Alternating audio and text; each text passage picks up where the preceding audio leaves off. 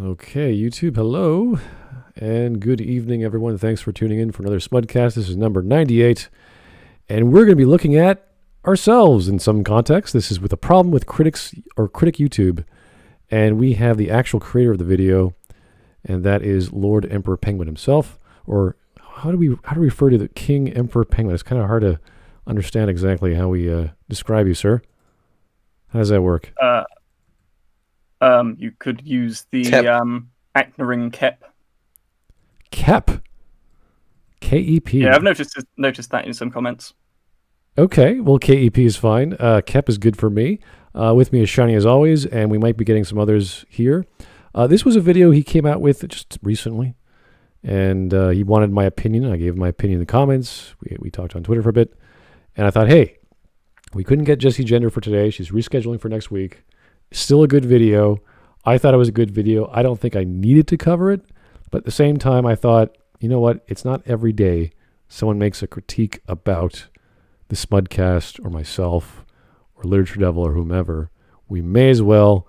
We'll take the flack for what it's worth and have the person on as well. It's a double bonus. Wait. You're saying that people don't criticize LiteratureDevil? Well, not as much as I recall. Who was the guy that was covering LiteratureDevil's Mary Sue video? That was Sheep in the Box. Vosh. Oh, someone did it. Oh, Vosh, yeah, but that was like years ago. So yeah, as I recall, I started this all with LiteratureDevil, and they were critiquing him, and we brought him on, and it was just him and me, and we went through a whole bunch of videos. Sheep in the Box was one. I think Xander was another, but these are rare. People tell us, and we go, oh, great. So this was one in a few months afterwards. It was great. And that's what I want to do. I want to get as much feedback as possible, whether it's in comments, in live chat, on Twitter, wherever you guys want to tell me we are slipping, we're wrong, we got some facts wrong, we don't know what we're talking about, we don't know our Shakespeare, we don't know our John Truby, we haven't read enough, etc., etc. We love the feedback. I love the feedback. I know LiteratureDevil loves the feedback. So it's great to My computer said I was a little bit loud. I turned myself down. Who's a bit loud? Myself or you? Who? Well, apparently my mic was a bit loud, so I turned it down. Oh, alrighty. Well, we got... I'm starting at the 10 and 50 second mark, I believe, because the first 10 minutes are roughly introducing the Smudcast we did with Renegade Cut, which I think was a few months back. And I think that was number 30-something, number 36. And it was about the She-Ra video he did, which if you actually watch his Renegade Cuts video, the She-Ra video was taking very selective scenes. So he painted a specific picture, which I thought like, he's all these gay couples. There's this round table of women. So there's all these like same-sex relations or relationships. I thought, okay, that's the world. Nothing wrong with that. But it was losing a lot of context. It was losing a lot of in-between. But that's how we evaluate it because we didn't watch the show. So always helps to watch the show and understand how off or how accurate the critic is, including myself. So, all right, let's get to some super chats and we'll go straight to the video. Mariner 1712, hello again, sir. Always love Smud being a bass test for my speakers. Am I really that deep and loud? I thought, really? No. I don't know. LitDevil's pretty deep. He's pretty like, yeah. No, it's just LiteratureDevil is a real man. He's one of those American fellows we talk about once in a while. Those damn dirty Americans. You have these British and Canadian folks, all from the glorious empire of Her Royal Majesty. So, the Brits, we know where we come from. But the Americans, we have no idea. It's all magic to me. Here's Netcat. Oh, Netcat's a cool name. You guys covering Vosh, covering LitDev was one of my favorite video series. Really? Well, that was tough. I share that one anytime people ask who Vosh is, by the way. Oh, boy, that is... I don't know, to be embarrassed or just like, oh, dear. Don't ever try to introduce anyone to Vosh. It's not a good idea. That can never end well. And here's Joe Crazy. My lord, you finally graced us with your presence. I guess Joe Crazy knows you and is part of the kingdom of the Emperor KingEmperorPenguin. So there you go. Greetings. All right. Let's get started, boys.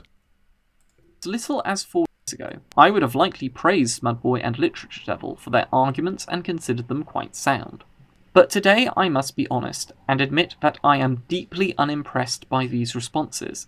In fact, I would go so far as to say these arguments were utterly useless in the context of Renegade Cut's arguments. The problem with Smudboy's questions is the show seems to answer them, albeit not in a direct fashion. Smudboy asked whether the homosexual couples made sense in the show, and whether such expressions of homosexuality were accepted in the fictional world. Now, I have not watched She-Ra, but after watching Renegade Cut's video, and listening to what he said about the show, it would appear such things are normal, or at least accepted, in the world of She-Ra and the Princesses of Power. I don't think he actually explicitly stated that. I think the question I had was like, where do the children come from? Who are these kids? And I thought that was in the context of war, because She-Ra and whoever was, whatever other kingdoms they were fighting with, were killing each other. So I'm assuming they were all orphans. And who cares about, the relationships of the parents? Like, that doesn't matter to me. I'm like, where do these kids come from? Because they clearly don't come from homosexual couples. So what was that all about? That was never addressed. Again, we're missing the context of the scenes in between. We see scenes of homosexual couples. So where was, what was the conflict? What was the nature of these children? Where did they grow up, etc.? That's the sort of questions I was getting towards, if I didn't make that clear. Good questions. The thing is, do they all need to be either answered or explained in the universe? They need to be shown or told in the most basic way. Like, here's a montage of a kid growing up, parents die, boom, two men find him, and they're part of a family. That would have been fine. These are like ongoing questions I had every time I saw two women, two men, a whole room of women, two women on the battlefield. It's like, what is going on? Like, is this normal? Are women just stronger than men? Is there more men in the military? That was sort of the ongoing questions. And have you seen the film WALL-E? Molly? No. The Pixar film. Okay. I have, yes. So in there, they have a spaceship, and it's filled with multiple generations of human beings who've been living in space for... Actually, the film doesn't say how long. Oh, it does. I've just forgotten the date. But anyway, all the people on that space station are morbidly obese and interact with each other only through the use of telecommunication devices like holographs, etc. Now, so it's clear that no one's actually having any physical interaction of any sort. And we're never, but there are children in the film. So does that need to be explained, do you think? Okay, so you're saying they're on a siege ship or some sort of cryostasis ship? From what we see, they don't have any social interactions pretty much at all. No real ones. Very limited, yeah. Yeah, but where do they, like, what is this? You said they were on a ship where they're part of some, like, are they actually going somewhere? Like, what's the purpose of the ship? Hey, Dunn. Hello. Hey, Dunn. How you doing? Doing good. Sorry I'm late. I just got finished with my own stream. Oh, okay. You usually are. That's cool. So the question was about this movie called Molly, or Molly. Wall-E. Wall-E? Wall-E. Wall-E. All right. Oh, the robot movie? The robot movie from Pixar? Yes. Okay. Yes. So apparently there's a ship and there are kids on it, and King Emperor Penguin was saying, does it matter where the kids come from? I'm like, it would be nice to know that a kid comes from some parents or from some test tube or something. That would be nice. We assume it's from parents because that's where our mind is from. We come from Earth. We think like this in terms of mammals. But if we don't have an actual origin, where does he come out of the wall? Like, does he get teleported into thin air? Like, what happens? How does he get there? The existence of things really helps us in understanding where they're coming from, which is kind of the point of introducing characters. Where does this character come from? A broken family. I'd also say that the humans aren't the focus of Wall-E. No, they're not. Okay, if they're not the So- focus, that's a different story. There's side Yeah, Is, it's characters. though, is they do. The film does take the opportunity to show the children in several scenes, and it never explains how they come into existence.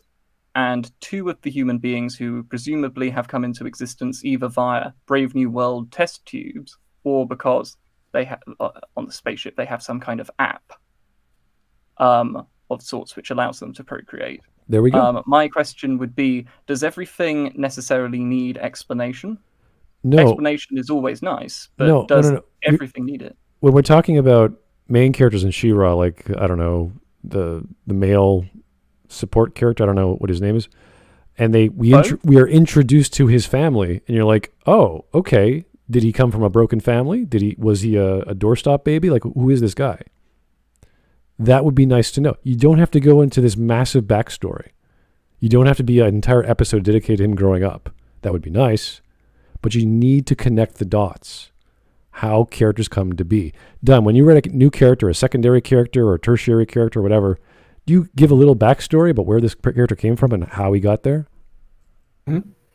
Yeah, I'll have to, or else the audience is going to be lost. So you can imagine seeing homosexual couples raising anyone and saying, how did you get this kid? What's the broken family? Did he adjust well? These are basic questions you ask in a scenario with homosexuals or a broken family. Like if you look at a modern cop drama, there's a few of them out there. I'm trying to remember one with sci-fi vibes because I mostly watch science fiction. It's called Travelers.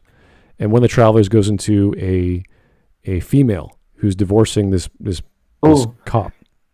Oh, I know exactly what you're talking about, Carly. This black woman, yeah. Just barely, and like the maternal instinct kicks in where she wants to protect this kid from the alcoholic dad. Exactly. So instantly we see this as a broken family. The kid's just an infant. He has no idea what's going on, obviously. So and the alcoholic cop dad is drunk and frisky and what have you. So immediately, just by showing us, we see where this family unit works, how it works. Now, with She-Ra, we just see two homosexuals like, that's great, but how did this kid get into the picture? And it could have just been a one scene of a doorstop baby. They picked him up, which is kind of contrived, but at least it's something. Or you could say they're adopted. Just exactly. So I actually have an example of this in my own writing. Like I just barely published about a month ago, Blood of the Dragon, where there is an actual lesbian couple, and one of them is the heir to a very powerful dragon lord, and she's like, okay, I got to continue the line, but I want to still be in this relationship with this lady that I love. So I'm just going to find someone, bang him, and then just get pregnant, and then come back, and we just treat it like nothing happened, and we'll just raise it like it's our kid. Yeah, we need to see how things come about. We don't need the backstory. We don't need every single tree branch explained and described in a Tolkien book or a fantasy novel, which happens a lot. We just need enough. And that's all I wanted. And it could still be in the show. I just never watched the show. But because it's so prevalent, there's all these homosexual couples. You're like, okay, what's going on here? Is this the norm? Is this the society where just males pair off with males more often than not, and vice versa? That's the general thing that went through my head, because that's how it was framed by Renegade Cut.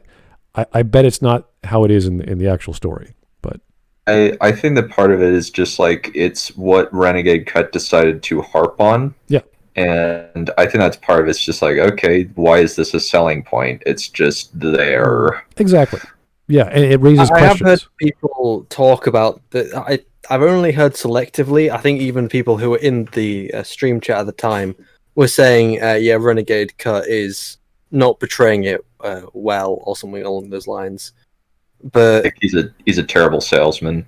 I suppose just in terms of I suppose gay representation. I think the biggest problem with gay representation in media these days tends to be kind of they don't write the characters to be human. I think. Have you seen Doctor Who? Not like They Penguin? have No. refused to see Doctor Who. Well, in Stuff. in Peter Capaldi's era, or like Peter Capaldi, he has a companion called Bill Potts, and her entire character, I keep using this as an example because it's such an easy one to go to, is that she is gay. That's her only defining characteristic, and she is the secondary character to the Doctor for the whole season. And every 5 minutes, she makes sure that you know she is gay, because people either hit on her or she brings it out of nowhere, or I think for the Christmas special there was a line where the Doctor said, "Well, young lady, I'll have you know that I have had a lot of experience with the fairer sex, shall we say?" And then Bill just says, "Yeah, so have I." And then they all look in shock, like, "Oh my god, she's gay." It's like, that's her entire character, and that's the problem with a lot of representation these days. Is they don't write them like they are human. They write them as if they're a sexuality or a race or a gender, and that's their entire character. Because in reality, that's not how people work. I've heard you mention this example on multiple streams. The tokenism is strong with that one.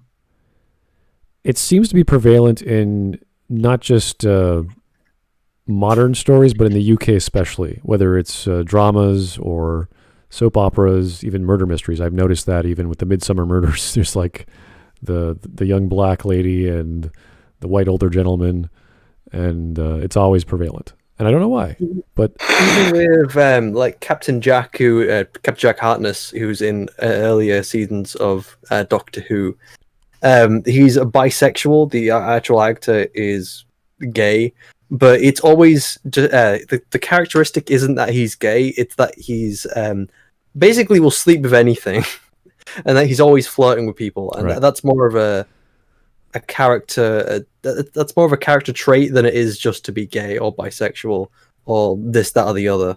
yeah. So the main point we're getting is that if you have a story for young adults and they have a family unit and they're homosexual, it's like, okay, that's interesting.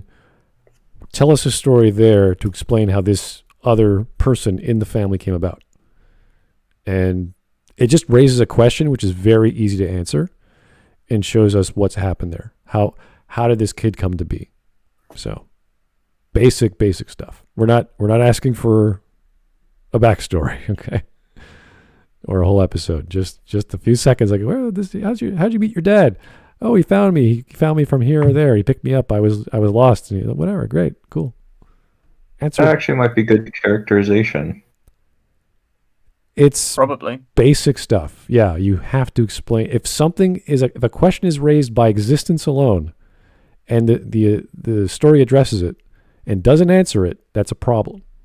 So don't raise questions and let them hang, or don't be blind enough to your own writing to see how obvious the elephant in the room is without talking about it. Like, all you have to do is mention it. Oh, there's my son. I remember when he was 4 years old. You're like, oh, he was 4 years old when you remember your son. Did your wife die? This is your sister's kid? What like, there's something there that we need to just fill the blanks. Not all the blanks, just enough. Anyway, let's get to some super chats before I keep rambling here. Joe Crazy. Oh no, a Wild Kingdom Hearts quote has appeared. This is number 5, Joe. I'm counting. Okay, you're doing this too much. You're hurting us. Can we block him from sending super chats? I think we can. I know when I met you. Super chats? Just certain people in super chats. Yeah, I knew when I met you. Surgeon. You and Kyrie smell the same, Riku. The quote speaks for itself. I think it smells for itself there, Joe. Thank you so much. And because your name is Joe, I'm suddenly thinking of a certain politician who likes to smell children, but that's neither here nor there, because I'm in Canada, and we don't do that with our kids. We don't do that here. Lenny the Shark, Molly, wow, Smud, so uncool. You know what? I blame my ears, and I I blame the Lord Emperor in his accent. That's how that works. So No, but you never My seen accent's or great. heard of Wally? I thought Yeah, it was that's Molly. great. I thought it was Molly. I couldn't hear the low M sound from the W. Yeah. Mhm. See, I could always fall back on my heritage. It's great. Alex, my lack of hearing. Alex Halo. It's great, eh? It's my stupidity knows no bounds, sir. You've no idea. Alex Halo. In Fate, the writers forgot about how Mordred was born. Oh, this is great. Yeah, Fate has a lot of problems with its lineage. When Arthur was a female, so they had Merlin make her a temporary. What? Are you serious? Oh my goodness, that's news That's to me. what I think it says. A temporary what- functionary. Yeah, to fix that. Okay, Is Fate that Netflix medieval show? it's No, that's about- cursed. Cursed. Cursed. No, it's Fate Stay an Night. anime. Yes. Oh. Is a gigantic anime series in the something universe. I can't remember what it's called. And most of the characters are from historical fiction, the heroes, and they put a spin on them. So King Arthur is a female. No, actually, no. I think that's the only one. All the other ones are pretty much male and female too. The normal representation. Helen of Troy, for some reason, is an elf. Oh, really? An elven woman. Really? Well, that works. I think that makes sense to me. At least she's that in Fate Unlimited Blade Works. Really? That was like one of the more. Was that the second or third route? That was the first route, I think. I don't know. I'm hardly an expert. The way you play the game is you do one route and it unlocks the second one and it unlocks the third one. So I think UBW is the first one. Then you go to the Tosaka Rin route, and the third one is Heaven's Feel route. So, sorry, the second route. Unlimited Blade Works is the second? All right, thank you guys. You guys know your anime games more than I do. That's fantastic. Okay. Anyway. Enough waiting on the third film to come out. Let's keep going. The very presence of the homosexual couples is testament to this fact, and it doesn't need explanation. It's not hard to understand that homosexual individuals exist, and, if society allows, they will act on their sexual urges. The world of She-Ra is not much different from the Western world in this regard. So Smudboy's questions about whether the writing supports the existence of these couples are answered. In the affirmative. Not by ipso facto they exist. We need an actual what is going on with the family unit, as opposed to, like, I don't really care if it's a whole race of Amazons and they kill their men. It doesn't bother me. It just, like, show it to me, because Renegade Cut didn't do that. He's like, look at these couples. Like, yes, and how did they get there? I remember catching the last part of that video as like, they're gay. It's like I don't care. Tell us more. Renegade Cut's video is bad at selling the series, but just watching his video, I don't think it's fair to assume that the questions aren't either answered in the show, either through background or through character conversation. Yeah, I would have liked at least a little bit of explanation. If you're going to introduce an element that's good, it's like, this is good, and here's the reason how it came about, and this is why the motive works for their existence. And you're like, great, thank you. Like, it's like explaining, why is astrometrics suddenly a part of Voyager? Why did they create that? It's like, oh, it makes sense. You need to chart the galaxy. They're trying to get home. They need a It's map. a long-range exploration ship. Why wouldn't Voyager already have an astrometric? That's true. Yeah. So, but the fact that they brought it or invented it or brought it about is fine. I don't care. They weren't expecting to get lost in whatever quadrant they were in. They were expecting to go out charting space. It's a long-range science vessel. That's fine. Shiny. We're not talking about Voyager. Okay. Look, sometimes I need to talk about my geekdom. It's the only value I have here. Okay. Fine. Quiet, Trekkie. Here's Joe Crazy. I am all the franchises. You're all the space sci-fi ones, yeah. Here's Joe Crazy. In Fate, Frankenstein's monster was a female because the doctor wanted to recreate Eve. That's correct. That was Apocalyptica. That's grim. Yeah, she was reincarnated as the Berserker class, so she was crazy. But yeah, Fate is not for everyone, guys. It's a very strange series. But Fate Zero, I think, is my favorite. I think that's the best one out of them all. Anyway. Alex Halo again. You keep on coming back. The Fate designs are usually based off myths and stories about them. Atalanta is a cat girl in Fate because Zeus turned her into a lion. Oh, that's cool. You see, there's lots of stuff I don't know about all these wonderful Roman and Greek mythos. And with Apocalyptica, it was just this clash of just three groups of all these heroes just beating the crap out of each other. I couldn't follow it all. That's why I preferred Zero. Zero was it was like a prequel to Fate's Day Night. All kinds of fantastic animation fight scenes and Arthurian legend thrown in there as well. So anyway, back to She-Ra. There are no arguments which can be made against the presence of these homosexual couples in this fantasy world, because it seems to have been built to accommodate them. Also, his contention that it needed to be shown or explained how the male homosexual couple got a boy to raise as their son really isn't true, because audience members living in the Western world, who are the target audience, have all read news stories about how homosexual couples have managed to get children. The writers can already count on Western audience members knowing about homosexual parents, surrogate mothers, and adoption centres. Exactly, but the story didn't do that. It's not in a We have modern no world idea as if far the as story did that. Not the from Renegade Cut's explanation. yeah. We're talking about a show which none of us have actually watched. Yeah. But in terms of like adoption centers and all that kind of stuff, and all the modern things which we have here in the Western world that allow for gay couples and lesbian couples to have children, or all these kind of systems that are in place, they're not necessarily. I don't think they're going to be there in a world which I assume is supposed to be like more not modern. And if the Medieval focus, fantasy, or maybe even like sci-fi fantasy. yeah, and if you have these sci fantasy stories where technology is anti-gravity and people are flying around, it's like, okay, we can accept that's a norm because it's common, and we can accept homosexual couples because they're common, and that could be a whole part of their society. We still need to know where the hell babies come from and where the hell they are adopted, or surrogate motherhood, or whatever, like the basic stuff, right?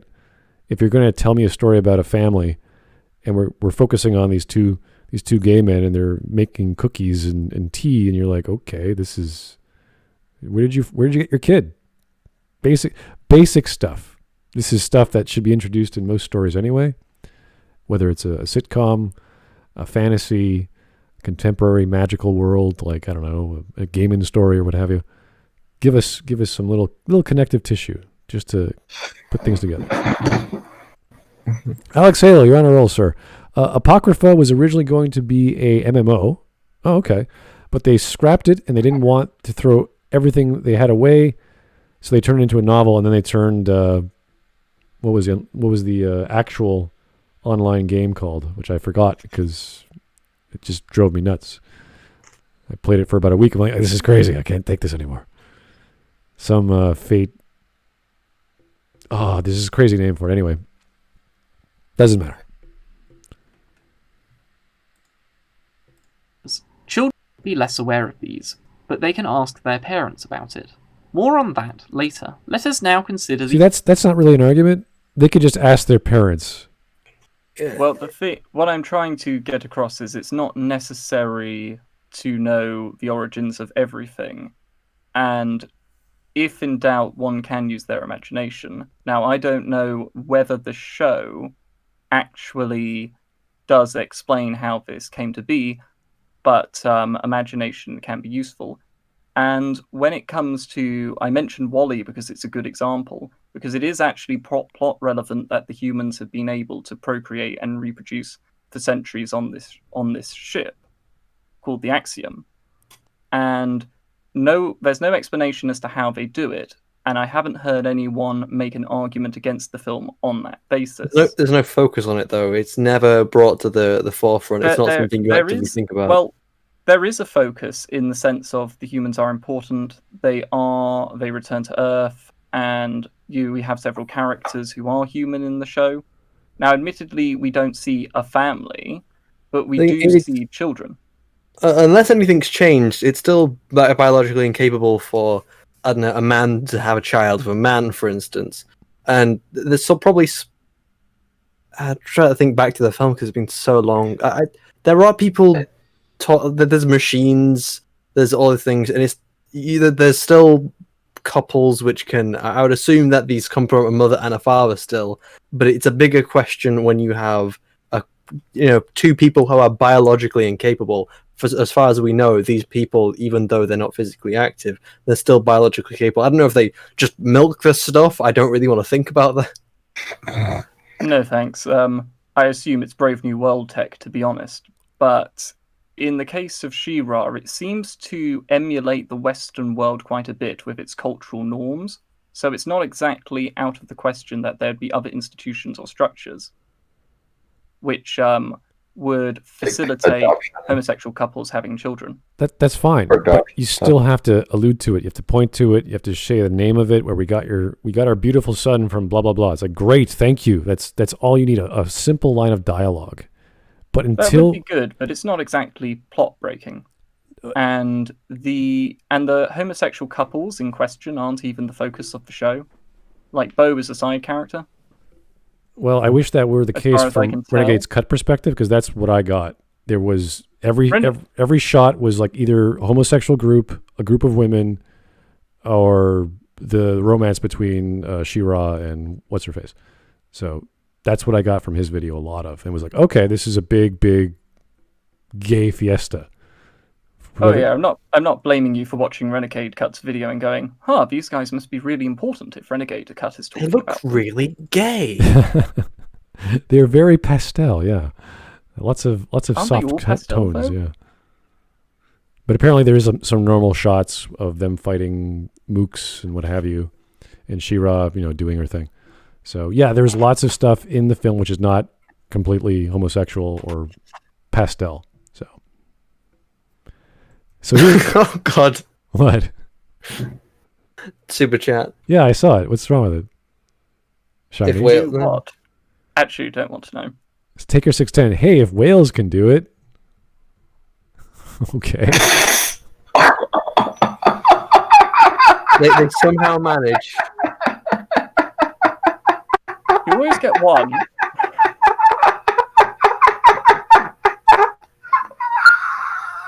It is a sci-fi fantasy world, so you can imagine things, but you still need to be shown what's going on.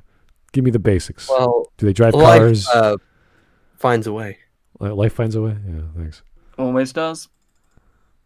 Technological geniuses create anti-gravity machines, and just we got anti-gravity. Adam Woodford, thank you, sir. In both series, original and the new one, are in a fantasy medieval setting. In Wally, they were tast tunes made, tank breed babies. In Dragon Age, one character was made by magic, but we need to be told. We need to be shown. We need to be told, preferably shown. We need the basics. This is what you do in stories. You don't just invent things out of thin air. Did he mean to say test tubes? I'm sure he did. Yes, they did. Although they're not seen in Wally. But I think tast tunes sounds much more exciting. There is no explanation or demonstration of the reproductive processes on that chip. Thank God. No, we don't need to see the actual process. Just maybe it's like a strap on that helps guys donate their sperm. A strap on. Dunn, don't add to the imagination, please. A male with a strap on. Dunn, what the heck are you talking about? I'm now. Basically, somebody puts a thing. No, look, we don't need an explanation. Look, Dunn, whatever you do with your girlfriend is your business. Okay, whoa. Let's slow down. Let's just stop. We're good. We're totally fine. Okay. Now that we've lowered the tone, let's get back to somebody who's actually smarter than us talking about our stuff. All right, Mariner. I don't know how many brain cells do penguins have. Yeah. I think he's smarter than me, or at least more knowledgeable than me. Okay, Dunn. That's enough self-deprecation. Penguins who throw themselves off cliffs, they're not necessarily smart. Then again, humans also do that. So So here's touche. here's Mariner 1712 again. Smudcast is so progressive. They have cetacean hosts. That's I don't know. I suddenly have a Baldur's Gate 3 reference in my head running around, which is not something I want to imagine when we talk about procreation. You guys didn't get that. That was the mind flayers, but My mind's blank, so please stop yeah, adding to it. yeah, that gross scene in the Baldur's Gate 3 where they throw a tadpole in your eyeball and they just starts eating away at your brain. It's fantastic. Alrighty, Joe Crazy. Dunn is all about that DP. We're not going to ask you, Joe, what DP stands for, and I don't want you to answer even if we didn't ask. So leave Dunn alone. Let's just go with that. Man, why are we getting off track so much? This is not bad. This is not good, guys. Come on. I think it's hilarious. Yeah, that's not the point. I just keep going. Issues with LiteratureDevil's critique. The issue with LiteratureDevil's first argument, and I don't think he realises it, is it has an inbuilt double standard. LiteratureDevil's argument hinges on the fact that parents don't want their children exposed to any overt displays of sexuality. Now, LiteratureDevil never defined what an overt display of sexuality, either heterosexual or homosexual, would be in his book. But I can use my imagination, and I do agree here. After all, most parents don't want to discover their children watching Game of Thrones when they come back from work, for instance. But it is strange LiteratureDevil even raised this point in the context of Renegade Cut's She-Ra video essay, because the representations of homosexuality in these clips are really tame, or in other words, not overt. There isn't even kissing, and LiteratureDevil stated at the beginning of the live stream that he had not seen the show, so he only had these clips to judge whether the homosexuality present in She-Ra was overt or not. And to clarify, while the couples are obviously homosexual, their acts of affection are not overt or explicit. This makes the later discussion about how children's series don't have overt sexual representations, either heterosexual or homosexual, completely irrelevant, both to Renegade Cut's essay and She-Ra. The whole conversation at that stage was barely related to the issues Renegade Cut was discussing. Well, that's the problem with the framing, that he only showed we mostly showed scenes of those sorts of scenarios of people. So if we were shown, like, the one with the unicorn, the Pegasus unicorn or whatever it was, that was multicolored and wanted to rebel against the government or something. It was like, okay, this is getting a little silly. Like, it was just homosexuality, more homosexuality, lesbian kiss. Then we have this rebellious, flying, rainbow-colored, talking Pegasus. Like, it was Weird like anarchist wars. Yeah, it was just like, Wars. what are we watching? This can't be She-Ra. This is bizarre. So, yeah, we needed some more normal stuff for us to say, wow, this is an interesting show, as opposed to, wow, this show is nuts. So we needed more context. My question is why LiteratureDevil responded in the way he did to the appearance of these couples talking about overt displays of sexuality, considering that this isn't particularly untame. But anyway, well, I'm not LiteratureDevil, but I would assume that it's partly because of how Renegade Cut is framing everything. So I know LiteratureDevil is fine with gay representation in media, because I remember something about, it was a show where he got me to watch, which I don't know what it's called now. No, Hannibal definitely has gay. It's a kids' cartoon, and he showed, as he said, "Oh, check it out," and I did. It's really annoying me now. It's a Netflix one, I think, if I remember. Someone in chat, remind me before I find it myself. No, not Steven Universe. What the fuck would it be, Steven Universe? Jesus Christ, I'm not that low. I mean, my standards are low, but I'm not that low. You say that, but then you are watching Star Trek Lower Decks. Well, we're no longer watching it. Thank Yeah. God. I think it was killing too many. The Dragon Prince. That's it. I think the Dragon Prince is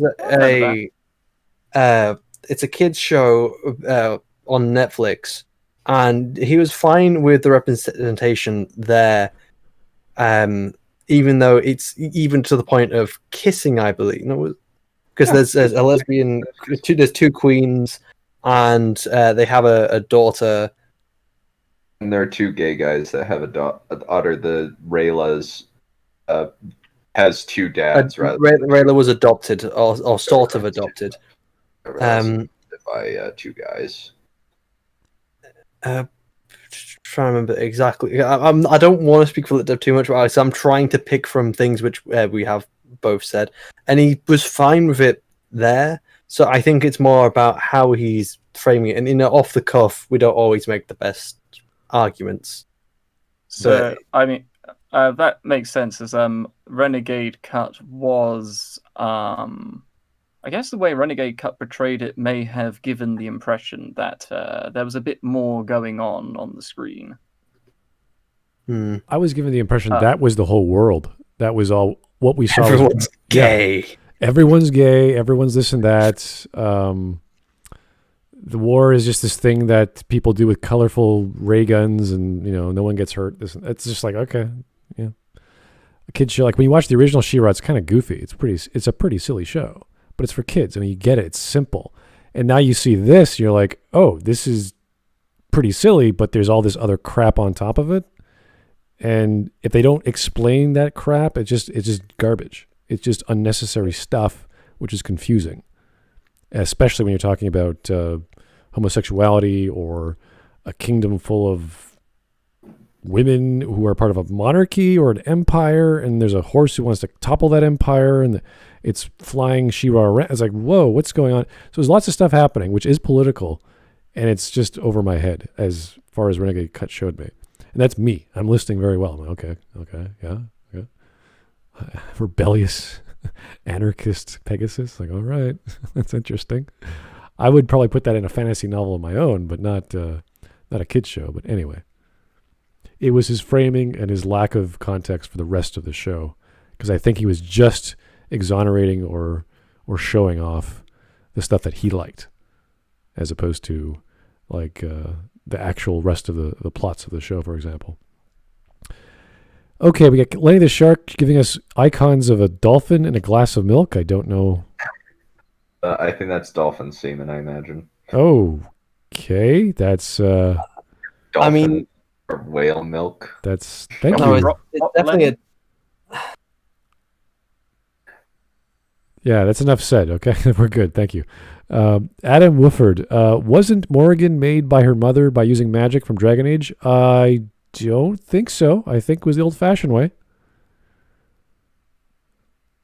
Maybe there was some magic involved, but I don't think it was magic conception, so no. But yeah, no, that's a big part of her background, being her mom's daughter, and what her mom wants to do with her, supposedly. That's a whole other topic. Mentioned? Yeah, it's a big part of Dragon Age Origins for Morrigan. So big on the baby making, that Morrigan. All right. Or the homosexual couples in She-Ra themselves. It was almost as if Smudboy, LiteratureDevil, and Dunn had seen these homosexual couples having sex, and were trying to explain why no creator should include such scenes in a children's television series. If these two homosexual couples were heterosexual, I doubt LiteratureDevil would have felt a need to state the rather obvious fact that most parents don't want their children exposed to overt displays of sexuality. Maybe. I really doubt it. Nowadays, I doubt it. But it would, if they were heterosexual, it would just, you wouldn't have to ask, no questions would be raised about their relationship with their child or their children. You would be like, oh, they came from them. Great, no problem. Specifically about the sexualization. Oh, sorry, the displays of sexuality. No, that wouldn't bother, I don't think, because they're hugging and kissing and holding hands and whatever. That's fine. We're not talking about like a rated PG-17 or something like that. We're talking about a kid's show, so it's fine. As well, I doubt Renegade Cut would have even mentioned these couples in his essay. And I highly doubt as well that a diatribe on how children's series are not, and should not be overtly sexual, would have taken place on the live stream. I am unsure whether Smudboy, LiteratureDevil, and Dunn are even aware of this, but they seem to perceive homosexual couples as being more overtly sexual than heterosexual ones. Well, when you look at the original She-Ra, if the character of Bo, the guy with the heart on his chest, like that was a very sexualized. I guess all the characters from the original She-Ra, because they're buff and big and strong and what have you, big heart on his chest. It's like, okay, that's a little suggestive. As a kid, you don't think about it because you're a kid, but as an adult, you go, okay, that's a little suggestive there, but it's completely innocent. So when you see this stuff in pastels, you're like, all right, this is cutesy, this is for fun, and they're kind of amorous, like, all right, maybe that's a bit too far, but it wasn't that big a deal. So it's where do you draw the line with the censorship, like, or how far do you go with the sexuality? And I don't think they. Good question. Yeah, I don't think they go that far, so it's not a big deal. It's just when you have so many elements repeating themselves, it's like, oh, is this just the society they're in? Is this how it goes? That's when you start going, like, can you imagine a society that's mostly homosexual? I can't. Like, it doesn't make sense to me. How would that work? Well, it could possibly have one in this day and age. Where 51% of the population are homosexual. Well, if you think they made a commune. Okay, maybe if you're talking Or like a few hundred people, sure, okay, it's possible. But you're talking about a metropolis. Like these are galactic kingdoms or whatever they are. These are huge, wars being waged across God knows how many planets. I don't even know the exact scale, but I'm assuming if it's the same world of was it Altera or whatever the world, like we're talking about the power of the galaxy. This is the power of She-Ra and He-Man have. So it's gigantic organizations. They're not small. So I mean, the question, I suppose, is it fair to take too many assumptions from Renegade Cut's video in this regard?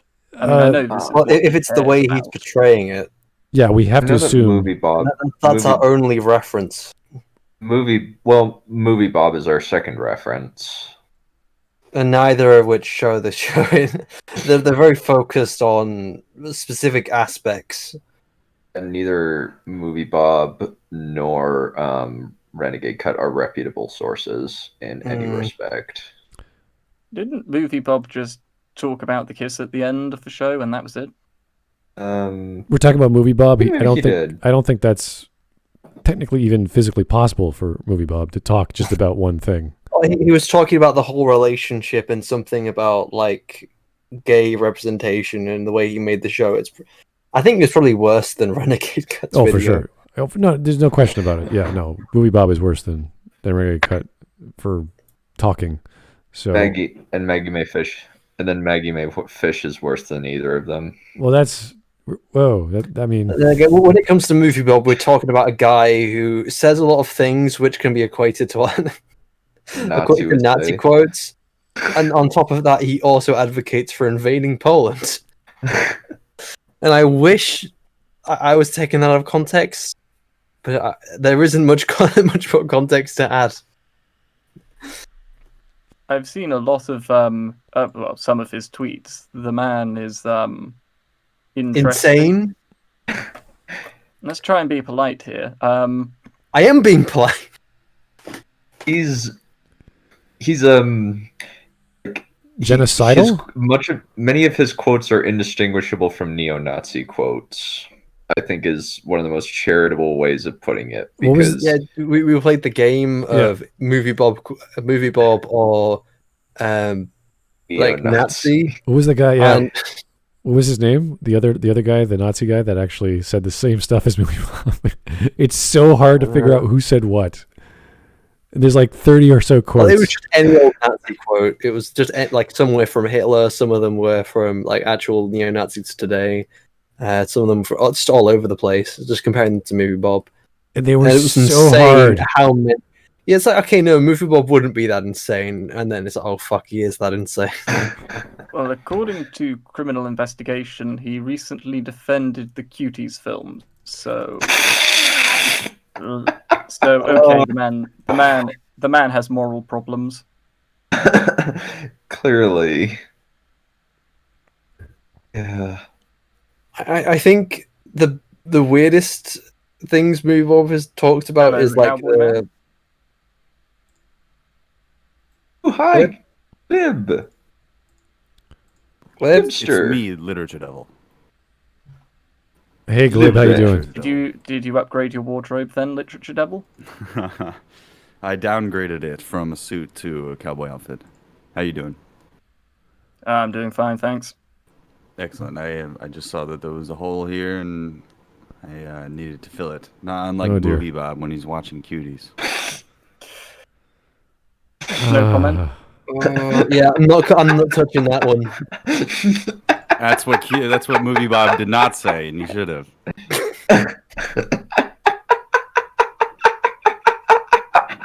Glib. I mean, I think I say this a lot, but maybe I don't say it enough. Shut up.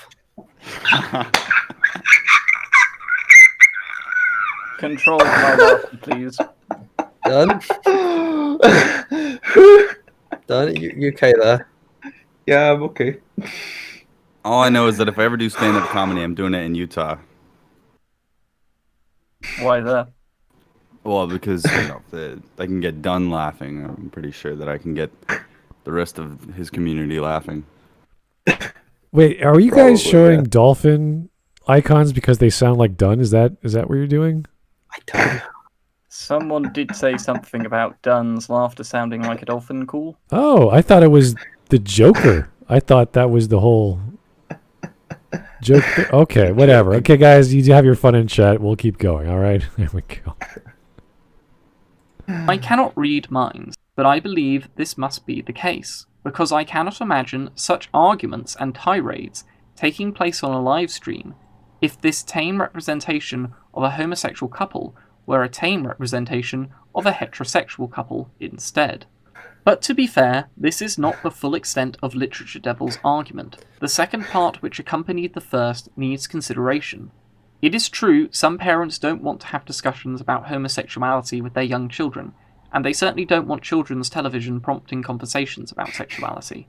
Shows like She-Ra, LiteratureDevil has argued, will inevitably force those conversations, as children who are already familiar with heterosexuality will be puzzled by homosexuality, with which they are not familiar. This is true, but Renegade Cut raised a point, which I shall reformulate into a question. Is it too adult or difficult to explain the existence of homosexual couples to children? This is a question I, in the spirit of critique, am inclined to ask as well. How difficult would it be, for instance, for a mother to say to her daughter, "You know Is how that your Ruby? father and I are a couple? Well, a man and a woman Yes. can be a couple, but two men or two women can also be a couple of sorts." Well, Now, this Emperor is not a Penguin, you have comprehensive- suddenly lost a lot of respect in my book. I'm afraid I just can't talk to you anymore.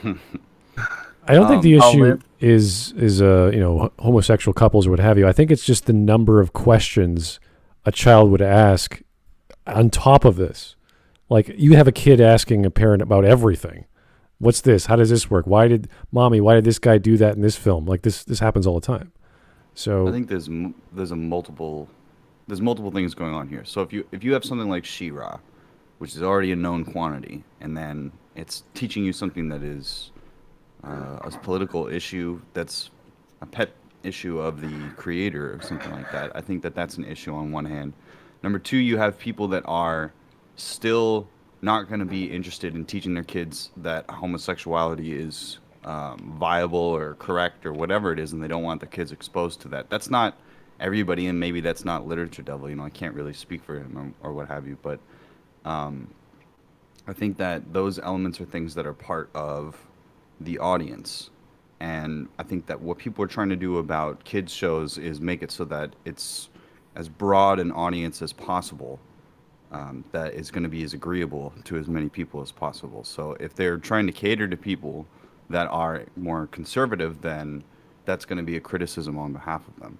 And I think that there is an agenda to equate all of the different kinds of sexual whatever orientation or whatever they call it now as the same.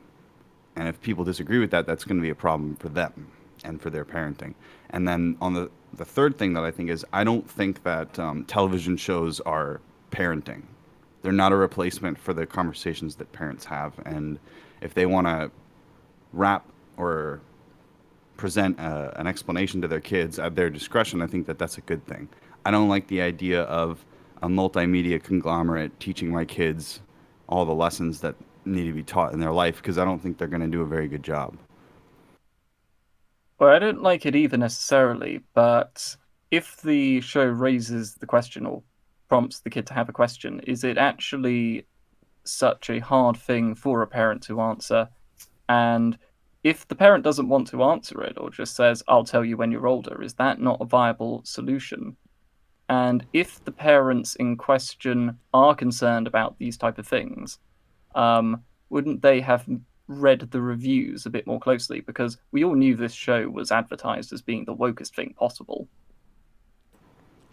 Right, but yes, okay. So yes to what you were saying originally, absolutely. You know, if they, you know, the people can ask the question, kids can ask the question, parents can answer it. That's not necessarily a bad thing. And yes, it was billed as being woke, but parents who grew up with She-Ra are now seeing this version of it for their kids, and I think that that is the perspective that is sort of upsetting parents, is that the context that they were taught about certain things has changed, and I don't think that it's all agreeable to parents or to people that are making family television. In fact, I think that She-Ra is probably the bad example to be using here. I think that it would be much better to use Steven Universe as an example for explicit sexual metaphors that are being taught to children, like the fusion thing. And then I think the other thing is that there is the conservative notion that people are trying to make their kids a different sexuality, like they're trying to recruit people. I really think that that's an issue that people think in the back of their mind, which I think as an inbuilt argument. I think it's very strange that people are saying that people are born a certain way, like you're born this or you're born that, and that there's such a prevalence of homosexuality and such in humanity without this content. It makes me question what the content is for necessarily. Is it to teach kids that it's okay to be gay, or is it to show it in a positive light? Is it propaganda? Is it educational? What is the point aside from pushing the woke agenda? From what Renegade Cut is saying, and I'd probably agree with Dunn that he's not a reliable source of information, his discussion about the show was really not teaching children about the birds and the bees when it comes to homosexuality, but more that it is okay to be homosexual, or it is okay for a homosexual to act on their desires. And he speaks of the importance of representation to reassure young children. But it's the thing is I'm not really convinced that it's a strong argument to say, well, this show will prompt questions I don't want to answer, or will make my children ask me questions I don't want to be asked. And I think as well, by saying that, I mean, there is an implication that if you say the inclusion of these homosexuals is propaganda, there is a implication that it is not okay to put homosexuality or positive representations of homosexuality in children's films. So if we put on a progressive hat, the progressive is just wondering why people who make these sorts of arguments dislike homosexuals so much, which I know no one does here. Well, I'm not even I'm not making the argument that I think that it's X, Y. I'm saying that I understand why the audience would make those statements, because there are still people that believe in the Christian religion or the Jewish religion or the Muslim religion, and I question what makes the progressive mindset and their perspective more valid than their opposition politically that don't want to raise their children in an environment that has permissive aspects to it. Because I myself question where the edges of that are. What don't you want to teach your kids or have a conversation about, and what age range are you talking about? Do we teach 6-year-olds about homicide, or do we, when do you start teaching your kids about big issues? And that goes back to what I was saying about the television shows.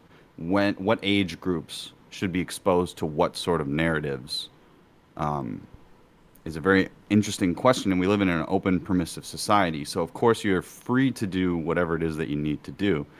But I question what it is that what is the reason that this is a good thing? And it's because of the progressive mindset. You have to believe that these things are good for it to be a good thing in the story. And I don't have like a convincing argument as to why it needs to be there in the first place. That's my question. Well, I don't think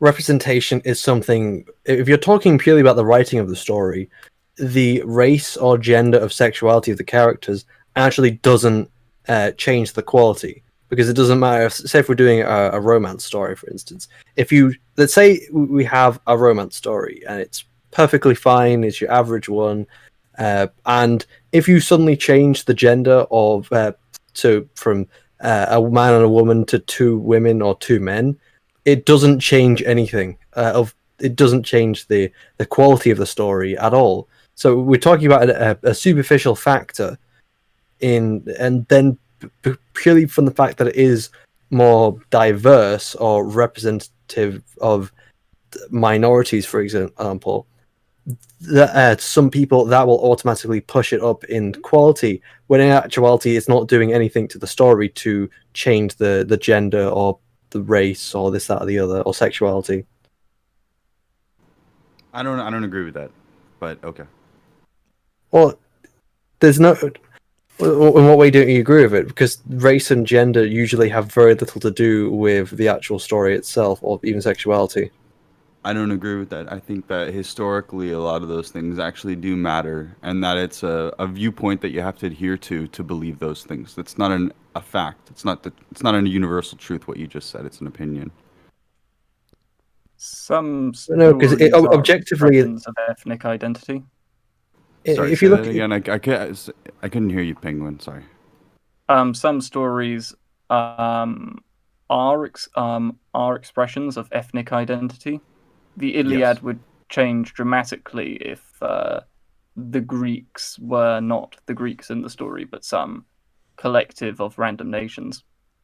Any historical story would be misrepresented if you changed sex and gender and that kind of thing, and I think that's the point of telling those stories, is to give all. But then I was referring to more a fictional basis, not a historical representation basis.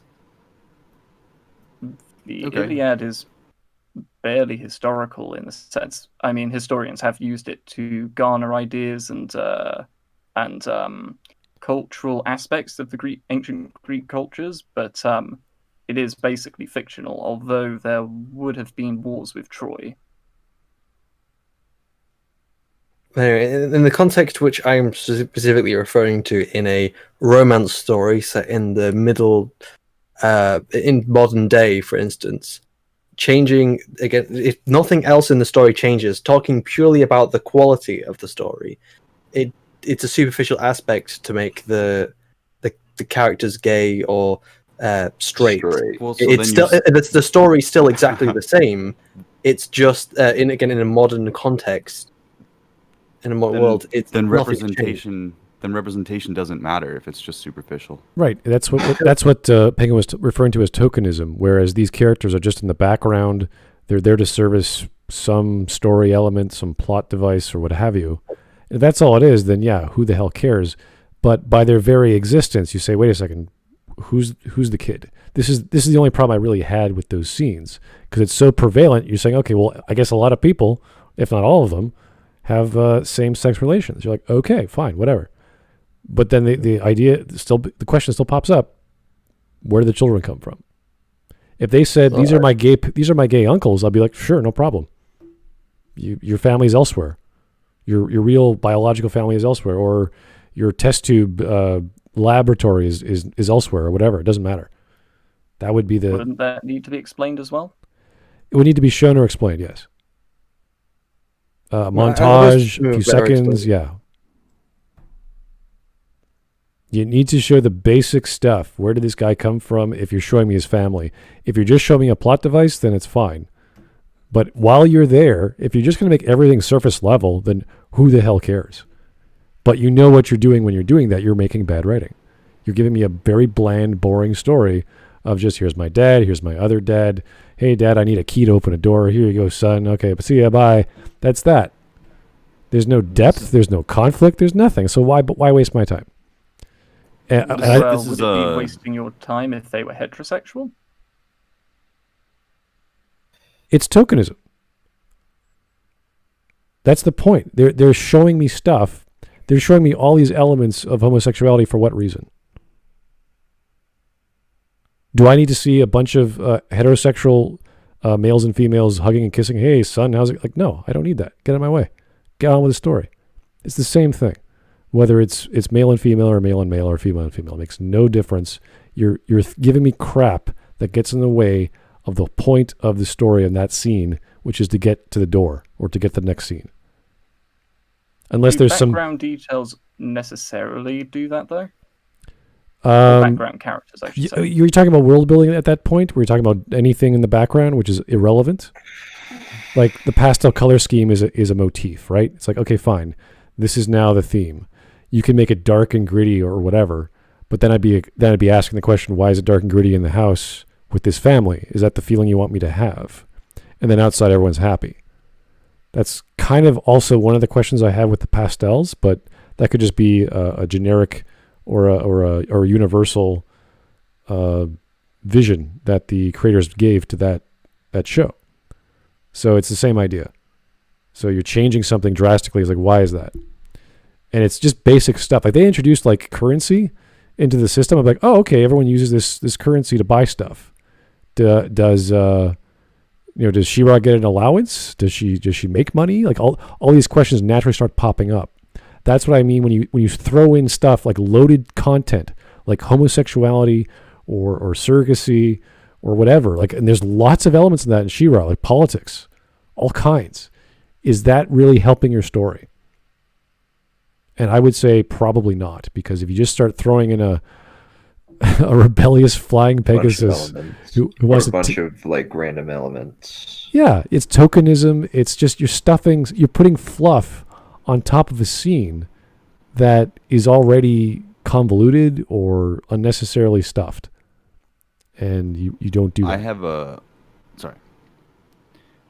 a question after you guys are finished with this, because that's related to this, but if King wanted to respond to that. Well, the only thing I would say is that this, from what I can tell from Renegade's video, it does sort of drip of tokenism. But is that such a terrible crime in storytelling, especially when, as far as I'm aware, these characters barely do anything? No, it's not, because it's a kid's show. It is a kid's show, so we give it a lot of leeway for being silly and goofy and colorful. But once it's surface level, then the rest becomes a what's the word everyone uses all the time? It becomes an agenda. They put this in there because they want it to. And you're like, wouldn't it be like more agenderistic if they really explored the details, though? If you're going to introduce an element that's loaded, yes, you should do that, or else you don't put it in. Like the story that Dunn was telling us about, if that was a dragon lady and a human female, and they had a relationship, like, whoa, that's complicated. That'd be interesting. And the human female has a female baby or whatever, and the dragon lady is her partner, and they raise it. That'd be really weird. There's lots going on there, as opposed to two females who are human. I think that one thing that kind of comes to my mind is that a lot of times with progressives, they don't necessarily dig into the relationships. they mostly just kind of keep it as kind of surface level for the most part. They just kind of have it to have it. Can I ask a question? If the point of these representations in media was to turn kids gay, would you still think that was a good thing? Well, that's silly. That's kind of silly. I mean, well, that's the question. I mean, it's. I think it's very interesting that She-Ra won a GLAAD Media Award for representation or whatever in kids shows. That's something that outstanding kids and family programming. So I just am curious what people think, because I think it's a hot take actually I think it's risky to come out and say I don't like this in my film because I don't want kids to learn from that, because that's challenging again the notion that people are just the way that they are, independent of whatever media they input. If there actually was a situation where putting things in media actually changed how people looked at things, aka the representation argument, I think that that's a double-edged sword and not a one-way street.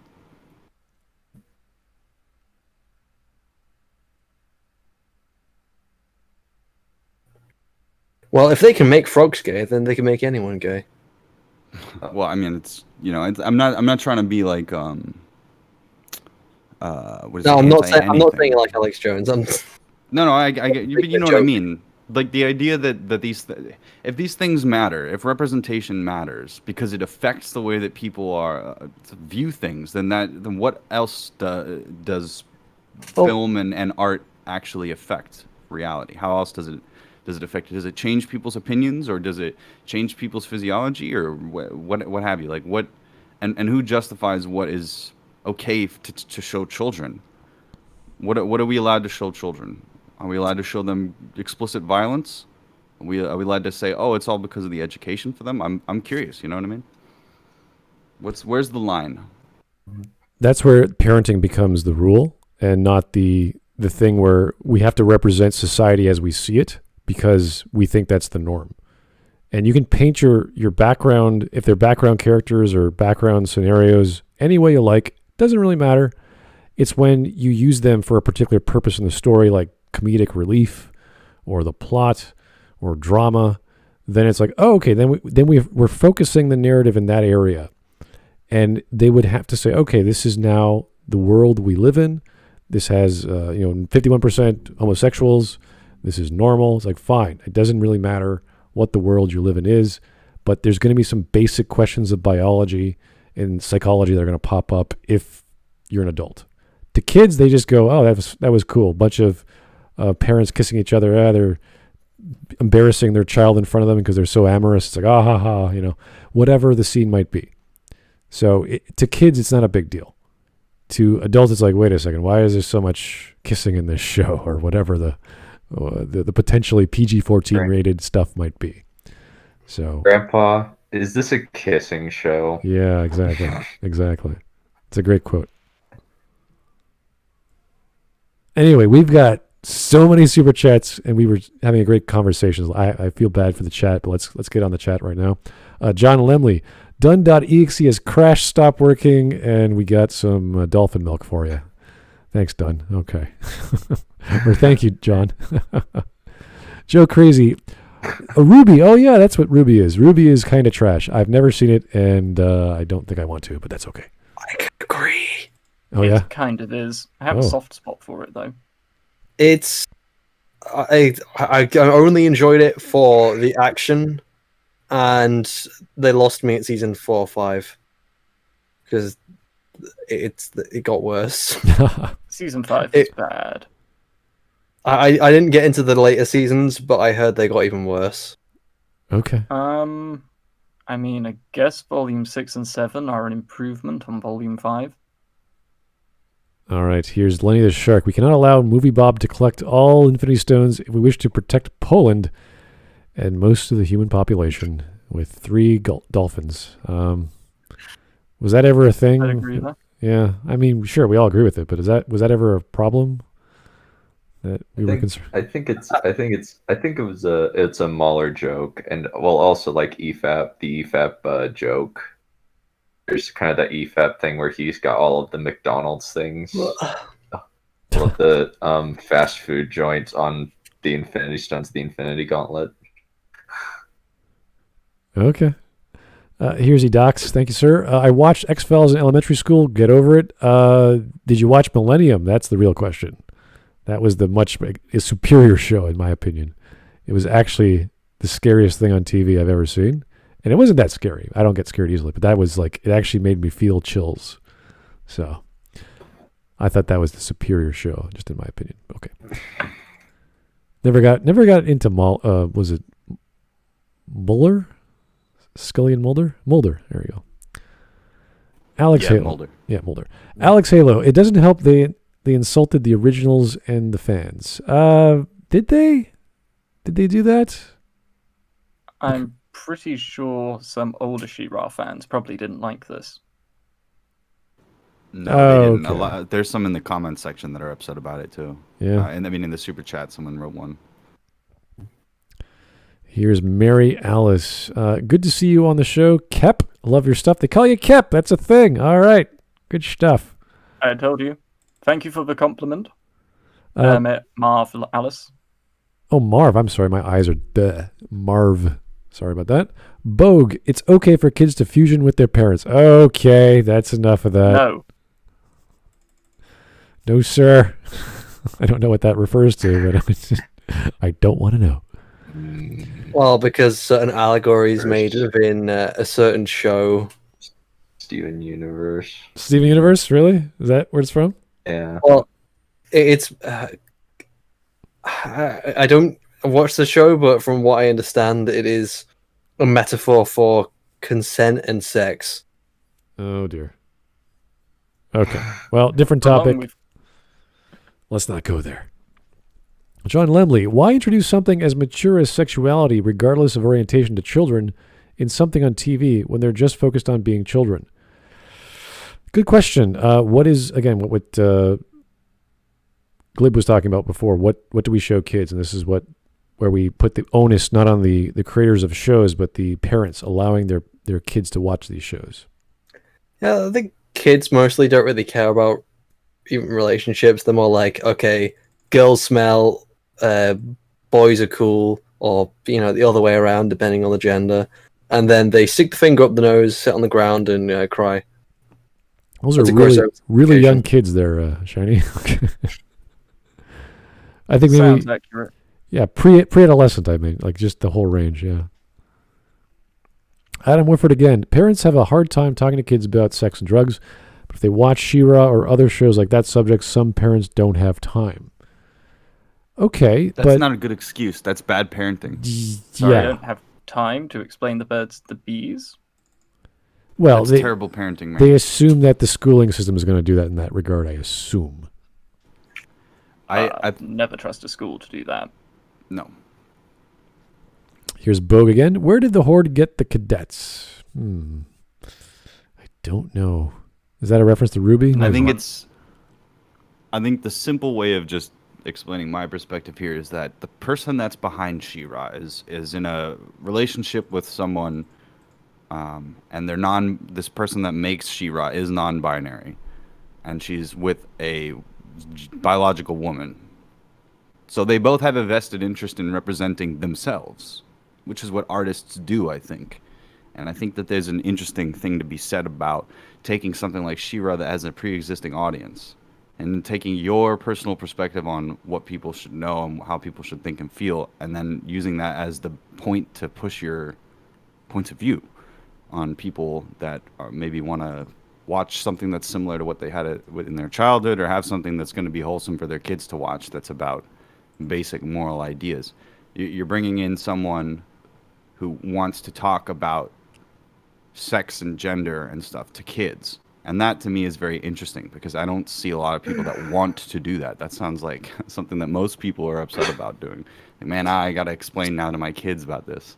But there are people that are eager to do that, which I think is very weird. Wasn't there a TED Talk we covered a while back where a lady wanted to, or was advocating for explaining sexual assault and rape to young kids and what it is? Oh, boy. That was in a TED Talk? Yeah, TEDx. TEDx. I doubt it's TED, yeah. There was only one insane one that was from official TED. That was hard to go through, yeah. and she was a clinical psychologist. So, The legal personhood of water lady. Oh god. oh boy, I think that was that an official one? Then that was TEDx. I'm trying to remember what was the official one because we did cover it and it was insane. they were all insane. They still are. We have a bunch more, but we just forgot about covering them. Or maybe we just don't want to. How about That you thought about is that? true. Yes, some of us don't. That's true. But I'd be happy to cover them all. But obviously, I don't want to drag you guys along with me. So I'm fine to cover whatever. I know. Well, not everything's worth covering. We do need to do Maggie McFish's Fight Club, though. It's like 50 minutes long. Ooh. Like as big as a fan as I am of Clone Wars, I had a look at Movie Bob's review, and I don't think it's worth covering. For instance, I would actually agree with that. I kind of jumped the gun a little bit. I just put it in, and it's like, oh, Movie Bob, he's got to say something bad, and it's like, nah, he doesn't say anything. Here is Alex K. Just finished the Mass Effect trilogy for the first time, and holy Jesus, was it good? The ending in ME3 is bad, but the games overall were great. Well, you're about 8 years late to the party, but thanks for commenting on that, Alex. Be happy to talk to you or listen to your feedback. Mr. X, you could make a case that most of these animations are for emotionally stunted, overly online 20, 30-somethings rather than kids. Interesting. I don't know. Maybe these shows, there's lots of shows that were for kids in the 80s and 90s that you can appreciate as a kid, but there were jokes and there was comedy and words that only adults would have gotten. So maybe this is the non-intellectual form of that, where you just have the pastel colors and you got all the themes in there and you got all the homosexual couples just in the background. It's possible. Themes, indeed. And here's Bogue, would it be okay if the parents were Nazis? Let me. No. I have a quote. But yeah, let me just make sure that I have it right. We can keep going. Okay. Brady Burleson. That's a cool name. Brady, sorry. There is one problem with this video. The title implies that there's only one problem with Critic YouTube. Yeah, no one here is perfect. I mean, we only do things a certain way. We have a limited perspective. I only use one general technique, and I apply it to everything, so that's probably not the best technique to analyze films and movies and books and games. It just has always worked for me, and maybe... I would say maybe... I'll let you finish. No, go ahead. Well, I was going to say, maybe the title could be a bit more specific. The problem with Smudboy's face. I'm always angry. Well, it changes every day. I mean, if I entitled it one of the many, many problems with Critic YouTube, it would rather be a rather bad title. Or, you could I get it. relate it more to the subject at hand. No, it's one of those titles where that's a YouTube title through and through. That's like an algorithm title. Like, hey, check it out. The problem with I see that all the time. I'm not going to criticize that. I get it. I just don't know what it refers to necessarily, like which critics or what have you. So much of YouTube is criticism because that's interesting. And honestly, I think underneath it, there's so much bad content that critics are now given more credence than the actual content. Nowadays, yeah. But I wanted to just bring this up. This is Noel Stevenson, the original, not the original creator, the creator of She-Ra, the cartoon, talking about the cartoon to GLAAD, the organization. Let's see where this quote. Okay, so I was like, this is time. It's time now. There was a day where I just entered the writer's room like I was a cartoon character. I kicked the door open. I was like, I'm going to further the gay agenda. All right, everybody, here's the plan. Here's what we're doing. And with the crew, we started laying the groundwork for that. So it's a self-admittedly trying to teach your kids about gay stuff. And that's the whole problem that people are having, is that when it comes to people being transparent about it, and then we're supposed to act like we don't have, there's no other argument. There's no argument against this, or there's no neutral position. This is acceptable. What are we supposed to do? Just accept that that all of the statements on one side are valid, and anything that's against it is some sort of bigotry. That's my problem. They are convinced of the righteousness of their cause, which is part of the problem. The thing is, unless you have a moral argument against it, it's quite difficult to criticize the agenda. Right. That's a very fair point. The quote goes on and says, and then we reached a certain point where the execs were starting to notice these things that were popping up in the scripts, like, well, what's that? That seems pretty clear about it being romantic. Finally, they asked the question. I was supposed to tell them earlier, but I just chickened out. Again, I was so scared that they would say no. And I was like, all right, we need to talk. And we went and sat in my office, and I was like, this is what I want to do, and this is why. I walked them through Katra and Adora's arc over the whole show and told them why the season needed to play out like this, and this is how their arcs are going to be concluded to be wrapped up. It has to happen with them, like, coming together in this way. So I'm just going to say that this entire show is wish fulfillment and is basically author injecting their own personality into the story on top of the pre-existing notion of what a She-Ra story is supposed to be. It's I think it's quite clear. And I don't know if I have a problem with that. What I have a problem with is somebody saying, if I have a problem with that, I'm evil. Or I'm bigoted or something. There's like two problems in my estimation. So the first is when you take any work of media and you inject your own politics into it, regardless of the previous politics or ideals of the former work, it twists it into something which it isn't. So if I'm trying to think now, but what is a original piece of woke work? I guess Steven Universe is a good example. If I were to make a sequel to that and I were to make it not woke, people would be able to make a very good argument that I'm disrespecting Steven Universe. Like, I'm disrespecting the original creator, I'm disrespecting the original fans, etc. So there's that issue with it. No one likes it when they see something which is being twisted into something which it wasn't before. And it would also be a bit strange. It's like, well, KingEmperorPenguin, why are you doing a reboot of Steven Universe and just making it not woke? Why don't you create something new? Which is a common response to a lot of progressive recreations, we might say. But they do have this idea that if they reboot or remake all these non-progressive or non-woke works into progressive and woke works, they somehow gain control of those works and expand their cultural hegemony. And as well as, I'd just argue that agenda is immoral anyway.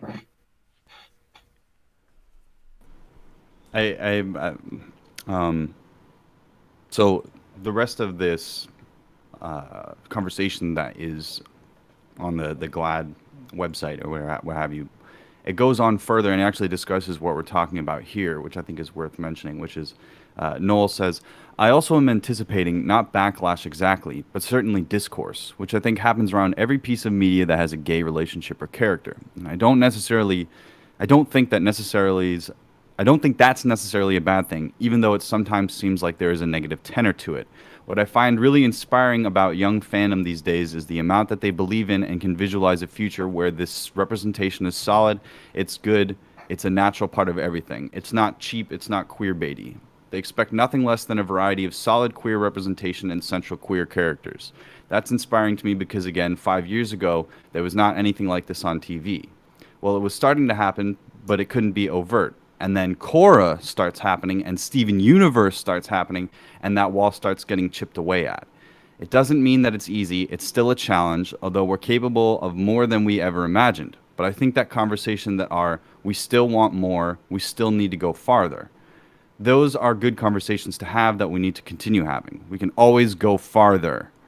Just because we are stuck in this mindset that, like, oh, we weren't supposed to be able to do this, it doesn't mean you can't keep shooting for the stars and trying to create that world of representation that we all believe in. Now, my question here about this is, what does this not apply to? Does this only apply to homosexuality and non-binary ideas? Or can I create a show about fascism? Can I create a show about an empire being a good thing? Can I create a Christian show? Can I create a Muslim show that has the exact same factors? Or is it only this singular agenda that's become acceptable? They do dominate the people of this persuasion do dominate the film industry, so they're not going to be happy with anyone doing anything different. Right, and I think that that's very interesting. I think that that's my biggest problem here. We still want more. We still need to go farther. What does that mean? Does that mean they want to gay up everything? What exactly is the goal here? And I like the idea that we can have normalization or representation or what have you, and that's great. But what does that mean? Where are we going? What are we trying to do? Are we trying to teach our kids what? Who is the one that allows society to, who's in charge of the morals? Who's at the wheel of society at this point? Are we all together working together, or are we just supposed to listen to one group of people?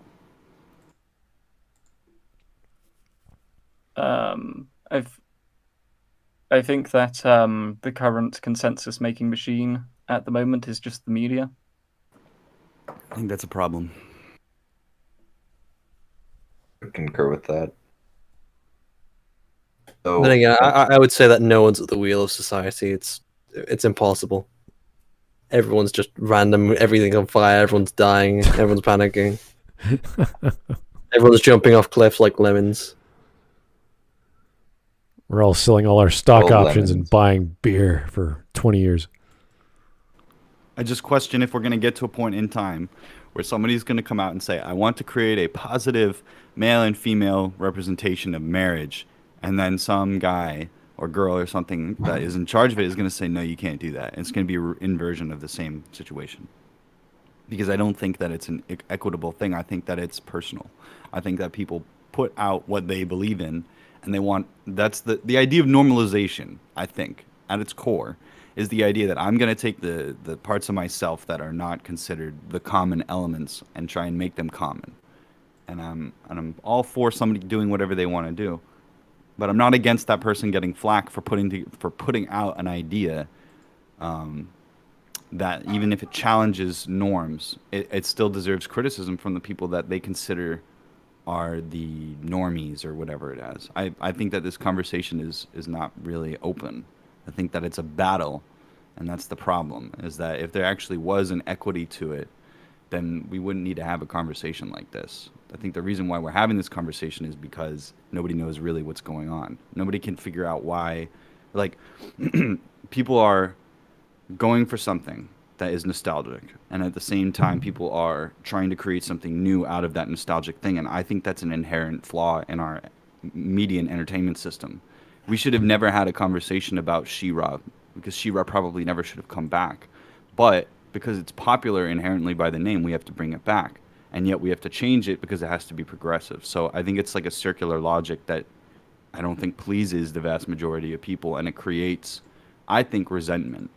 I think that's one of the issues that I have, is you have people that are out there that are gonna be against this because they're gonna be triggered eventually by seeing the same thing over and over again. And I don't think that that's good for society, but that's my opinion. You know, like I said, I don't know who the moral arbiter of media is for children. I just don't know who that is. I know what I would do for my children and what I would tell them, but I don't know about anybody else's. All right, gentlemen, I think we covered that topic rather well. Let's keep on going, shall we? Yes. Oh, did we say this? Bogue's Super Chat? Steven Universe is just Transformers reimagined? I don't think so. Okay. That's pretty funny. Yeah, I don't know comment. much about Steven Universe, and after going through that Transformers video before, I was like, I don't think I want to know anymore, if that's the case. Transformers, gays in disguise. Oh, Oh my goodness. Help me. Answer likely satisfy the child. Of course, the daughter would likely have other questions, but if it started to reach adult territory, the mother could easily reply, I'll tell you when you're older. Moreover, parents, by virtue of being parents, will sometimes have to discuss topics and themes they do not want to discuss with their children. Children have open eyes and open ears, and when they cannot understand something, they ask innocent questions. So one could ask why creators should worry if their media start uncomfortable conversations. After all, different parents consider different conversations uncomfortable and want to avoid different subjects with their children. It varies from parent to parent. Just how many topics and subjects should creators and artists try to avoid? Which conversations should creators try to avoid starting in family households? And for what reasons should they try avoiding these subjects? So my question is this a children's story or show, or is it a young adult show? Is this something we want to show kids or people in high school? Well, since this is the topic of the homosexual couples, is it a problem if children see them? Would be the counter answer. If the issue is we don't want parents to be talking about these topics, when do we? And when do they trust their children to watch whatever they like? Because if it's for kids, then obviously they're very selective. If it's for young adults, then they're smart enough to figure out what's good and what's bad in their own mind. Debatable whether young adults are capable of that, actually. But I mean, if Renegade Cut were on here, he'd probably say, "Well, what's the trouble?" As in, there's nothing inappropriate in terms of displays of affection.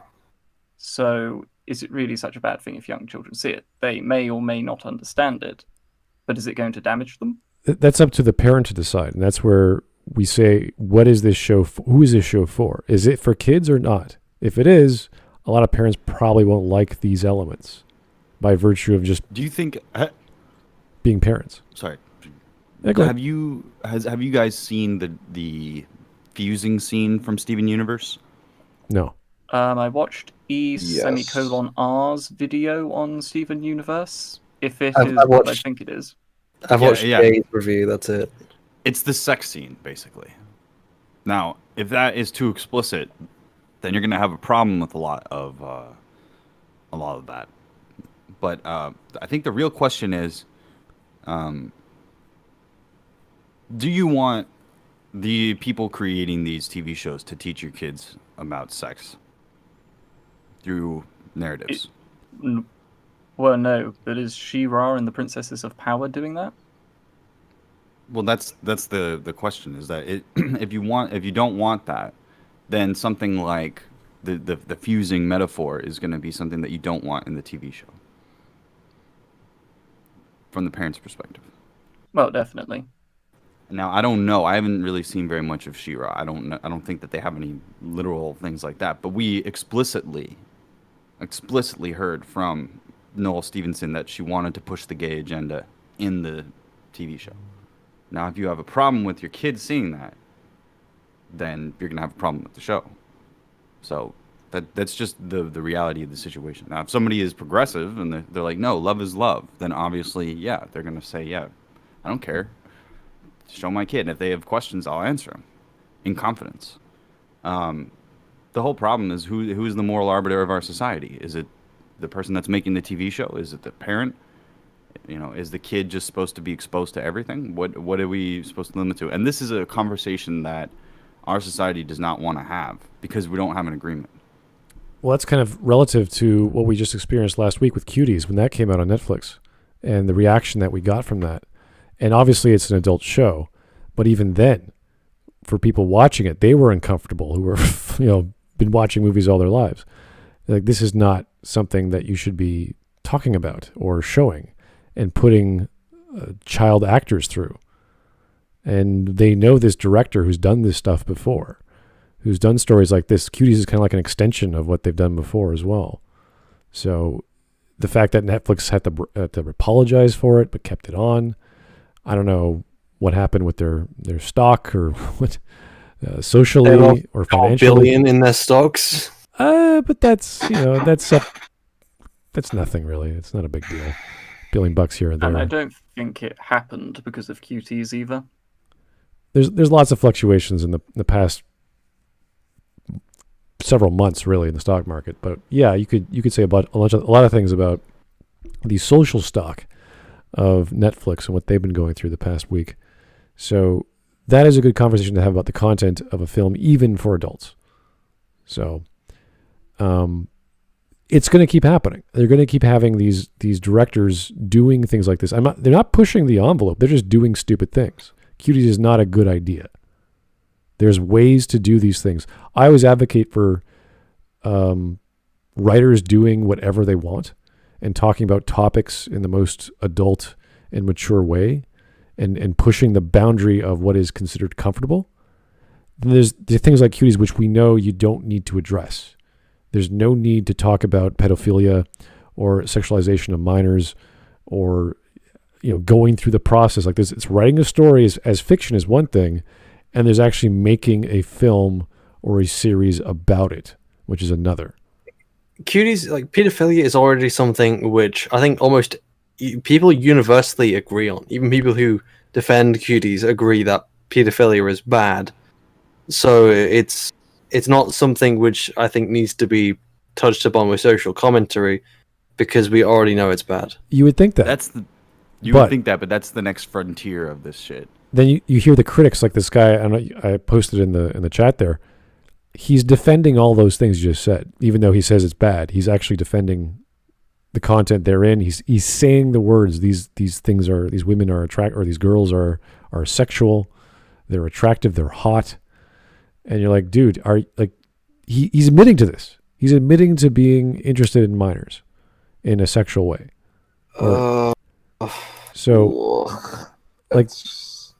And he's been mass downvote to hell. He only has 770 upvotes and 37,000 dislikes. And dang, I think people play underneath, and maybe this is something that actually does exist. Like, I could go out there and write a book that was essentially socialist propaganda if I wanted to, because I understand what the precepts of that would be. You know what I mean? But I wouldn't do it because it's not I'm anti-communist. I'm anti-socialist. I'm against the concept. So I wouldn't do that out of my own volition. I wouldn't do that for passion reasons. I wouldn't do it for money, really, because I like having principles. But I could do it.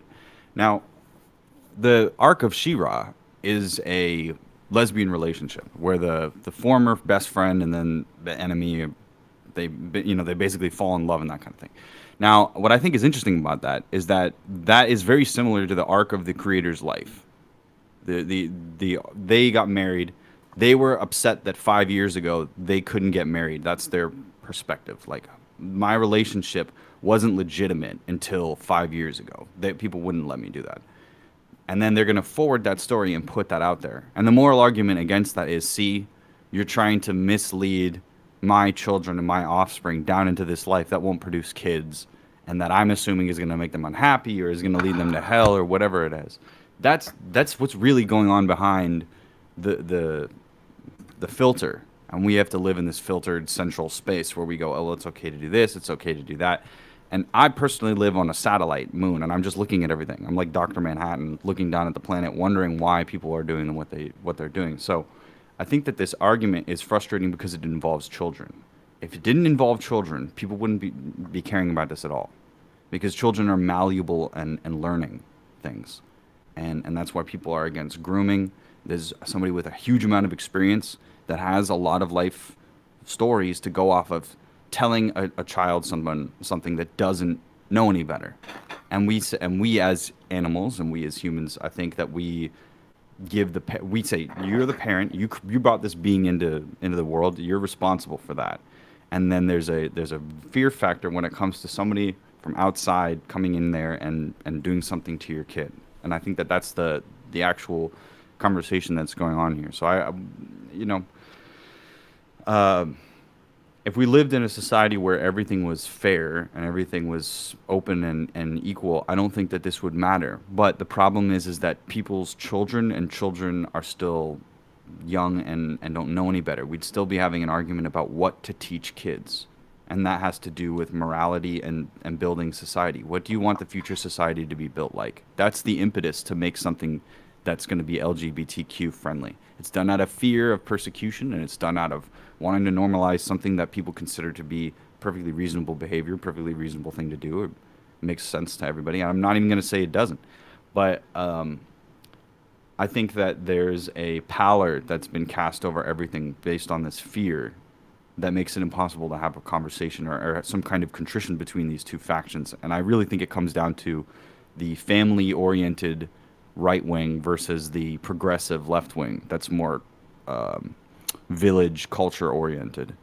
And I'm just stuck here wondering why I, as somebody who doesn't have kids, would be involved in kids anything unless I had some sort of personal reason from my past to teach kids something. Like, oh, something happened to me, therefore I want to teach kids X or Y. Or I had the familial idea, just like a bunch of people that I've seen where somebody has kids and then instead of making the dark, edgy content they used to make, now they're making stuff for their kids because they want to make something literally for their kids. I think that the personal reasoning behind these things is what is being overlooked. And it's because people want to be seen as virtuous and impacting society in a positive light. And when the personal reasons are really what the hidden agenda is. Somebody that their life experience is being put out there on the screen subconsciously. This is why it has to be this way. This is why it is what the person that's making this. So if you disagree with that, you're free to disagree with that. But it's kind of irrelevant because they're still going to do whatever they want to do, and that's why the critical conversation ends up being these people aren't accepting it or these people are against it versus these people are trying to push an agenda. They're trying to make your kids gay. That's what the argument reduces down to, and ultimately we can either endorse it, or not engage with it. You know what I mean?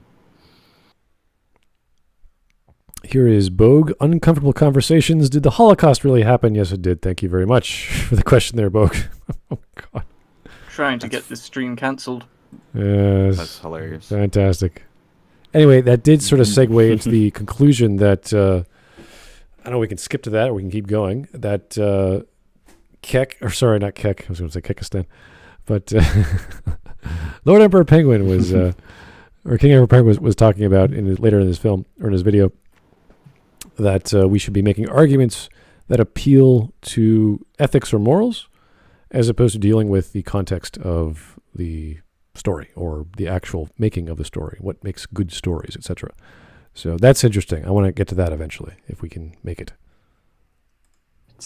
As well, the creators of She-Ra might respond to LiteratureDevil's parental concerns with this counsel. If you don't want to have these conversations with your children, why don't you show them the children's media you grew up with instead of our show? All the children's media you grew up watching didn't have homosexual couples and won't start these conversations. Parents aren't passive agents. They do have some control over what media their children watch. LiteratureDevil's second argument is a non-argument.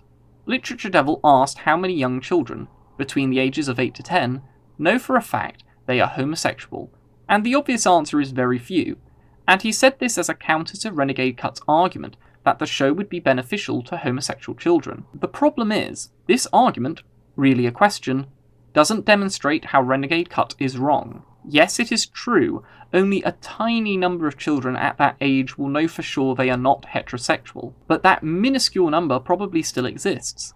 So if you accept Renegade Cut's premise that it is alright for homosexuals to act on their desires, then you cannot argue against the appearance of these homosexual couples on this basis, because these couples will help reassure homosexual children that their desires are not bad. Further, So you're saying that children are homosexuals? I think he's saying there's a Very small portion of few. yeah. Very few indeed, I'd say. Right, but I don't think that was... At that age, you wouldn't really know. Right. It's next to impossible to know a very, very young. I could have to maybe classify what age group we are specifically talking about. Yeah, like that's... I met someone who didn't know he was gay until his teenage years. In terms of like 16, it's Right. not something you know till like puberty. Right, that's what I mean. Like, I wouldn't call someone in their teens a child. So I'm guessing it's past puberty and at that point they'd be adults, or at least teenagers. All right, Well, they understand the birds and the bees. There's some people that you go, they're probably going to be gay when they grow up, and then they are. And so there's that are not. I don't know. But what I think is that the factors that turn people's orientation or whatever sexual interest they have, I don't think that they're entirely genetic. I think that there's environmental factors and learned factors. I think there's adaptive aspects of it. But I think it has to do with something that I don't have the science for because it doesn't exist yet. I think That's people something- don't really know. King Emperor Penguin had something to say. Well, I did meet a 10-year-old who was kind of adamant on the fact that he was a homosexual. Really? Did he watch She-Ra? No, I'm just kidding. No, he didn't watch She-Ra. This was a while ago, though. I think Okay. at that age, I'm not sure you really know, understand enough about yourself. Because even at the age of 20, there's still a lot of stuff to discover about yourself and to learn and a lot to explore. At the age of 10, I'm not sure. I mean, it's still possible, but Yeah, I'm it's not. possible. But I'm not. I find it unlikely that you would know for certain, because it's just so much that you don't know about yourself at that age. So I think we can safely say that this kind of show is made for young adults or those in their teenagers, or at least, 15, 16 up, as well as adults who made it, because they're trying to have these big elements that would not normally be in children's storytelling. So we have to assume the audience is PG-14, if not higher. So these sorts of ideas are not common. And I think Glib was talking about who is the arbiter for all these choices are made. There's obviously a board on Netflix or other broadcasting stations that say, okay, this is a show for kids, this is a show for young adults, et cetera, et cetera, et cetera. So elements of anime have been cut before. I remember stuff in G-Force that was removed in was it the 80s or 90s, whenever G-Force came out, that were sexual in nature, and they just cut them out. The rest of the show was fine. And I'm sure that the entire show of She-Ra is not just, homosexuals and this and that. It's very backgroundish anyway. So it's not inherently a horrible, invasive thing in the plot or the characters. It just happens to be here and there. So that's why I don't think a big deal about it. But obviously stuff like Steven Universe or other shows like that are just a little too much. They're a little too much energy, a little too goofy, and they're just playing around with all these sexual concepts, which is probably not for kids. Unless, I guess, Steven Universe is also for young adults. I have no idea. Here is John Lemley. When I was 5, I thought all people are made of Lego. Oh, that's cool. I don't think a 10-year-old should be taken seriously when talking about something like sexuality. Yeah, you never know. Probably not. Yeah, I met a fellow who had a low level of testosterone, and that affected him as a person, not as necessarily as a man. Like, he was just sort of chilled out in general, and he was just very low energy. So there's lots of things happening with hormones as you grow, and some people have disorders and problems. So it's not akin to one thing. And I don't think that She-Ra is targeting kids who are in a very small demographic. That just doesn't make sense from a marketing perspective. Okay, we can keep going. Furthermore, normalization and promotion of homosexual relationships isn't wrong. Why would it be a problem if the vast majority of heterosexual or uninterested children is exposed to a show which is trying to normalize and promote homosexual relationships, particularly homosexual parenting? Listening. Well, first off, they're kids, and why would you do that to kids? Why would they need to be told that homosexual parenting is good or bad? Like, what is the goal there? The goal is obviously to ensure that they don't oppose it as they grow up. Okay, so parenting is good, yes, regardless. I don't think, this would only be an issue with kids who don't have more than one parent. So I think if you're being adopted or what have you, you would just care for anyone. Like, anyone who would want to care for you would be great. And that might be the norm in some families, but obviously more than one parent would be good. So a mother and a father, or a mother and a mother, like, it's great to have a big family. I think that's the general. I think everyone can just figure that out. It's when there's only one parent that's the problem that we've seen over the years, or is potentially a problem, to say that it's not a good for the children to grow up in that sort of environment. So I don't think that's really a relative problem with kids who are saying, gee, I wish I had another dad, or, 4 dads or 5 dads, whatever the case is. Whether they're this or that sexuality shouldn't even matter. So it's not, I don't see it as a message, though, of the story, especially if it's off to the side. It's just a thing. It's just a background piece. It's a part of the scenery. The thing is that we know that homosexuals can't reproduce via natural means, so children when they're told about the birds and the bees when they're a bit older, will figure out that that's not really the norm. So they'll comment that it's not a norm, or they'll comment that it's a bit strange. And I think that's what the creators are interested in trying to stop. I think they're very interested in trying to put this alternative as a good thing, and to prevent children from growing up and saying, it's a bit strange. I really don't see it as an issue unless they have some weird concern about homosexual couples in general. But from the child's perspective, they just want a parent, and then they want a healthy family, whether it's one parent or 2 or 3 or whatever. So sexuality should never even be a part of that. It would be like, oh, I have 2 moms. It's like, that's great. Are they happy? Do they love you? Great. That's life. That's my life, or rather. That's Is life. it good for a young boy not to have a father figure? No, it's bad. It's terrible for people to not have father and mother figures, because they represent the sexual dichotomy. It represents the masculine and the feminine. You need a good masculine and a good feminine. If you don't, you're going to be unbalanced and think the world works a different way. Monkey see, monkey do is the primary method of education that hasn't changed for thousands of years. So I think it's important, but it doesn't have to necessarily. There are a lot of people that compensate for not having those things. Like, let's say it's impossible. Let's say someone's a widower. There's usually a male mentor somewhere, because you're going to seek that out. That's human psychology. But it doesn't have to be a male sex. It could be a male role. Though?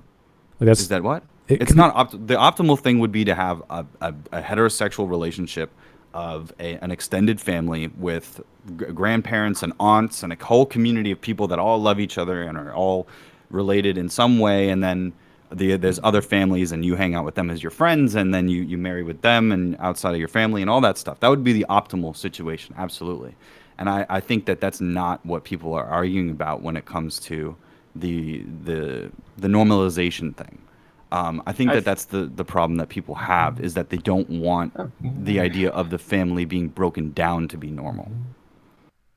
Because I think the creators would certainly have an agenda in trying to promote these alternative family types as being optimal or equal to the traditional family. But then I'm asking, is this for kids now, or is this for young adults? Because I think we've deduced it's for young adults. These ideas would not be present for kids. The thing is it's like just scattering the seeds. I mean, I don't think these children understand exactly what's going on. They're just putting the idea in there, because as they grow up with these people controlling the media as they do, they're going to keep building on these ideas. Sure, but if you're going to have well-told stories, regardless of the message you want to share, you're going to have characters who are flawed. You're not going to have these perfect relationships, heteronormative or otherwise. You want to have flaws in characters, or else they are just tokenism. They are just, let's push this agenda because we have something we have to say about homosexual people, which is, again, missing the point and not really teaching kids, aside from just saying, this is the norm. This is the norm in She-Ra's universe. It's like, okay. And that means it means nothing aside from existence, which is not really, I mean, that's like children's writing, which we know this is not children's writing. So why are we being taught as children when we're young adults? Where's the conflict with these parents? There must be something going on if this kid came into existence and he has 2 dads or 2 moms. That's a story that they're not telling. If this is what they want to do. You see, I have a problem with people who want to do something, but they don't know how to do it. Or they don't know how to do it right or effectively. When they have every time and effort, they have all these writers, they have all these, like, they should have known what conflict is by now. And if you want to tell, like the same with Cuties, if you want to tell a story of girls going through this horrible process of misunderstanding adult sexuality and trying to be grown up, you have them go on a path. You have them go on an arc to learn things and to go up and down and figure stuff out. You don't have them do horrible things and realize that their end result is bad because some glitter fell from their hair and it reminded them of their mom or something, whatever the hell the Cuties is trying to promote. So there's proper ways to do this. And if that is the point of the writers, they didn't do a very good job from at least She-Ra. If they just wanted to do a simple story with a bunch of gay people and the main character is gay, yeah. But there's better ways there's clearer and simpler ways to do that without being weird and fluorescent colored about it, I guess. I don't know how to describe it. Again, I haven't seen the show. But we have plenty of examples in children's TV shows to show how to do these things. And it should make no difference whether they're homosexual or heterosexual or 5 parents or what have you. Anyway, Joe Crazy, when I was 10, I thought backyard wrestling was a good idea. I think we all thought lawn darts were pretty fun. I mean, I did. Tetherball was great until we got smacked in the head a few times. Yeah. Not the safest idea, but fun. Yeah, it tends to be one's childhood. You learn very quickly that going fast on a bike is not the safest idea. Here's Bogue. New Raw is for Twitter virtue signaling, not kids, young adults. Well, the thing is that it was the GLAAD Award gave it for Outstanding Kids and Family Program. Now, I don't know about that, but the Golden Trailer Awards gave it for Best Animation Family TV Spot. Daytime Emmy Awards, Outstanding Daytime Promotional. So I don't know. Who is this for? Is it for kids? Have we determined that? I've determined it's for young adults, yeah. And that's the intended audience. Which is strange because people who like and remember She-Ra go, oh, that was that goofy kids show. Yeah, okay. Better graphics. Nope, not better graphics. Better animation. Not really. It's somewhat cleaner, but not better. Frames of animation, not too high. Color palette, not too great. But lots and lots of weird stuff you weren't expecting. Its official rating is TVY7. Really? Huh. Yeah. I'd like to talk to the censor group. And part of that is the fact that it's a kiddie animation thing, and so it just automatically skates by, unlike something like Castlevania, which is blatantly R-rated violence. Yeah, well, R-rated everything, yeah. CommonSenseMedia.org says age 8+. Wow. Parents say age 7+ based on 27 reviews. Kids say age 7+ based on 46 reviews. I don't know if these are legitimate, but here's someone saying age 10+, age 8+, 7, 5, 8, 3, 8, 10, 10, 2, 12. I've seen 1 12. There you go. We got 8. We got 9. Going once. Going 5. You know what I mean? It's a lot of people think that it's an under 10 show. One person says, here's the other side of it. This person gives it a 1 out of 5 review and says it's age 13+. I would not recommend this for younger children. There is a decent amount of teenage drama to it. I do not find the characters as likable as the original show. So that's obviously the people that don't like this show. That's a great nutshell comment for that. And for somebody that is into it, representation and good messages. This show is full of LGBT representation with the character using they-them pronouns and 2 married same-sex couples. This show also has different races. One character is Indian or Hindu, while another is Japanese and another is Filipino. A character is transgender and another has autism. Also, every character has different and realistic body types. There's little to no discrimination based on gender, sexuality, race, species, or appearance. The show also has good messages like showing the harmful and unhealthy effects of a toxic friend and how change can happen good or bad in a realistic way. Also that you can own and rewrite your destiny. There are very inspiring quotes said like, "Imperfection is beautiful, at least to me," and "You're worth more than what you can give to other people. You deserve love too." There's also a same-sex kiss at the end and a happy ending. I do warn there are some scary scenes during season 5 and with the character Shadow Weaver. Otherwise, the show is amazing and brilliantly written. I highly recommend it. So this title contains positive messages and positive role models. So like you can see that people that are on board this agenda are like, this is great. It has all of this. It has everything that I like. I need this and this. And then you have other people that are saying, I don't like this. I think it's for more adult people based on the content because it's not the same as what I liked when I was a kid. I've never heard anyone talk about She-Ra into positively in terms of how amazing the storytelling is. It's always about how diverse it is. Yeah, this is somebody that says age 2+. It's glorious. So many diverse characters. LGBTQ+ play a very big role. ! Twice. Different body shapes, different races. Doesn't reinforce gender stereotypes. Ages tons of female leads, hence princesses. Overall, a great storyline, great plot. The story's really nice and it all comes together at the end. Very cute and good ending. Now, I'm going to go out there and forward the idea that this is for people as an affirmational thing. This is like when, the good guys win at the end. That's what people are getting, that kind of thing. Like, yes, we hit all the check marks on the check mark box. We got all these different races and things, and they're not this and that. It's the Roddenberry type utopian thinking. And the thing that scares me about it is this idea that this is all that we are supposed to have. It just has to be like this. This is the ideal society. Because nobody ever consulted me or asked me if I agree or even verified if this is the right way to go. How do they know that they're right about everything? Because it's under the progressive thing or because this is what they believe is right? I think that's a very interesting thing that's happening in society right now and in our popular culture. And the dichotomy is right here. Somebody who remembers the past and somebody who wants to progress away from whatever they think is negative. I think that's the dichotomy. I think another thing to be considered is kind of the fact that you need to have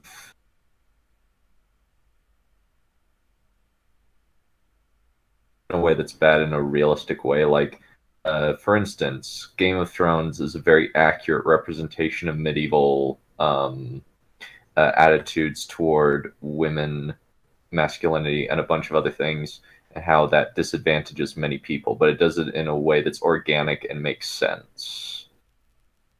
Are strong female characters that manage to get around a lot of the prejudices of their time.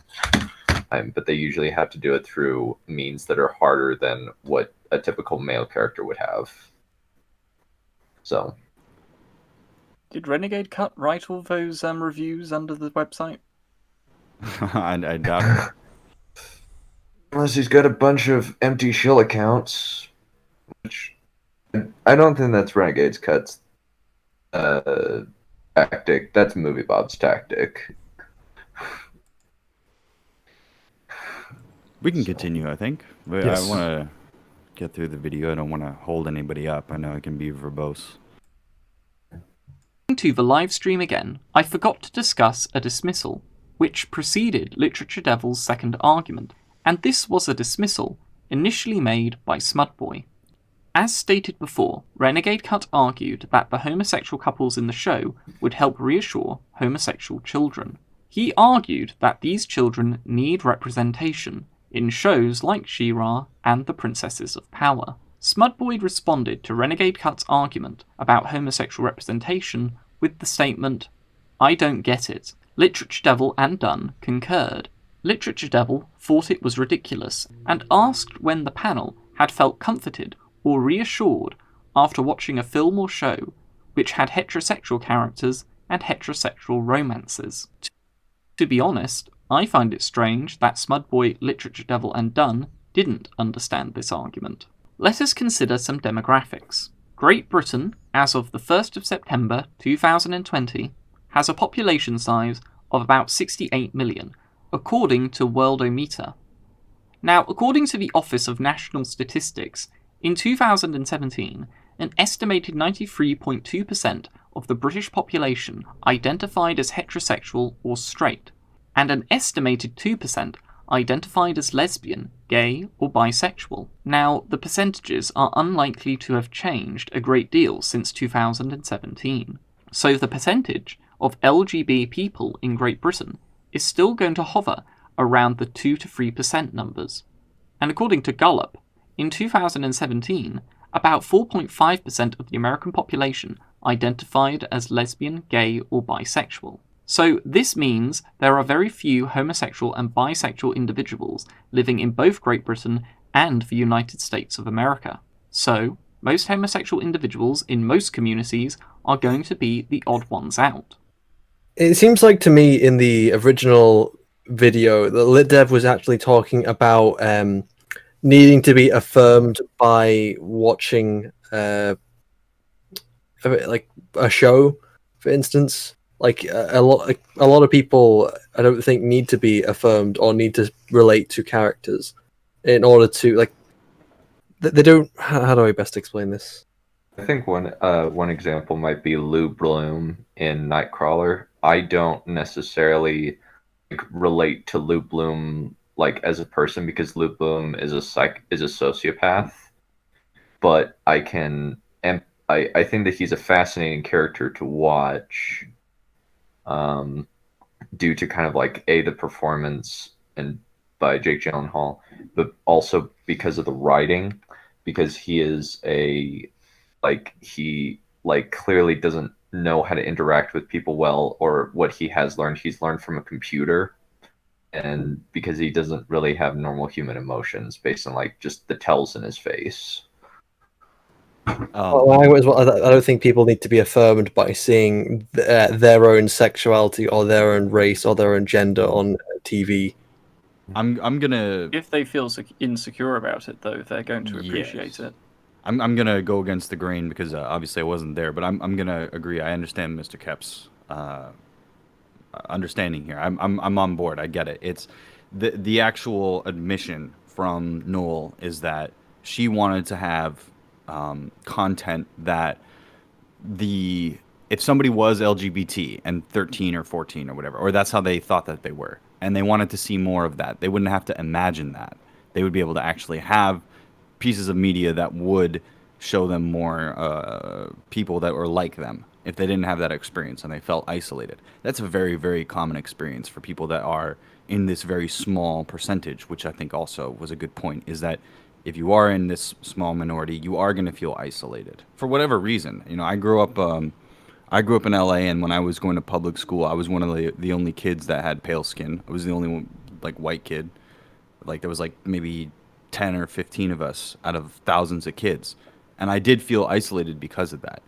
Now, if there wasn't some sort of media that had white people in it, I'm not sure that I would be upset about that. But if I did want to see, let's say, somebody that I admired like James Bond kicking ass and they replaced James Bond, I would be upset.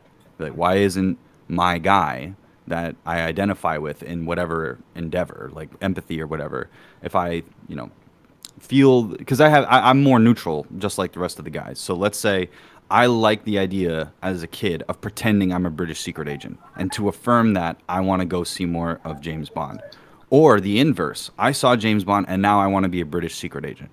Or whatever it is that I see that's going to influence me, I want more of that thing.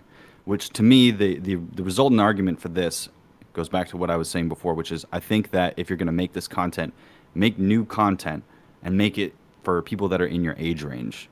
And kids' content should stay this kind of childish content. If you want young adult stuff, that's where it gets weird.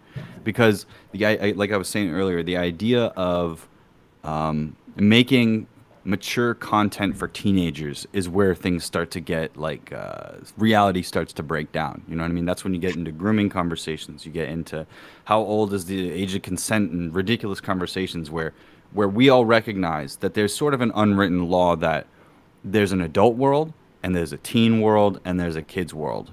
And like, there's the kids table, there's the teenagers that are all sullen and want to be in their room, and then there's the adults eating dinner at the adult table. And interaction between these groups usually needs to be with the idea that you're being helpful and that you're not doing something that might influence them in a negative way. But how do you know if it's going to be negative or not? How do you know if affirmation is going to be the right choice for an individual kid? Or how do you know that maybe they're going to change their mind? Like all of the people that thought that they were transgender and then detransitioned, Are they going to be upset that we didn't hold them back? Or are they going to be upset at themselves that they didn't listen to something? Or are they going to be upset that somebody misled them? Or are they going to say, oh, it's my fault, I was just being stupid? Now, knowing better is what we consider adults. When adults are, like we have these protests or whatever, and there are adults in the middle of the street blocking the street. And if somebody accidentally or whatever that's frustrated even intentionally runs over them, it's hard for me to have sympathy because you're an adult. You knew that you were being in the middle of the street. You knew what the consequences were. But children and teens don't necessarily. And so what are we supposed to say? Our experience based on the past, our personal anecdote, a general ideal that we're trying to strive for, a religious idea, a moral argument, an ethical argument. Are we supposed to be permissive? Are we supposed to say nothing? That's the individual choice factor that I think Smud was bringing up, is that, and correct me if I'm wrong, Smud, but this is up to the individual parents. I think you brought that up too, that they have authority. But in regards to that, there is a little crack, and I existed in this small space for a long time as a kid, where you are trying to go outside of the acceptable area to understand what the truth is. You're looking through this small crack in the shield that gets put up for children. Like, children aren't supposed to see gore, and they're not supposed to see sex. They're not supposed to, because it will, as soon as they see it for the first time, they have so many questions. It opens up all of these questions. And we, as a society, the real thing that is amazing to me is that as adults, we don't have an agreement with each other. So how are we supposed to teach kids the right way when I don't know what the right way is as a 28-year-old? You know what I mean?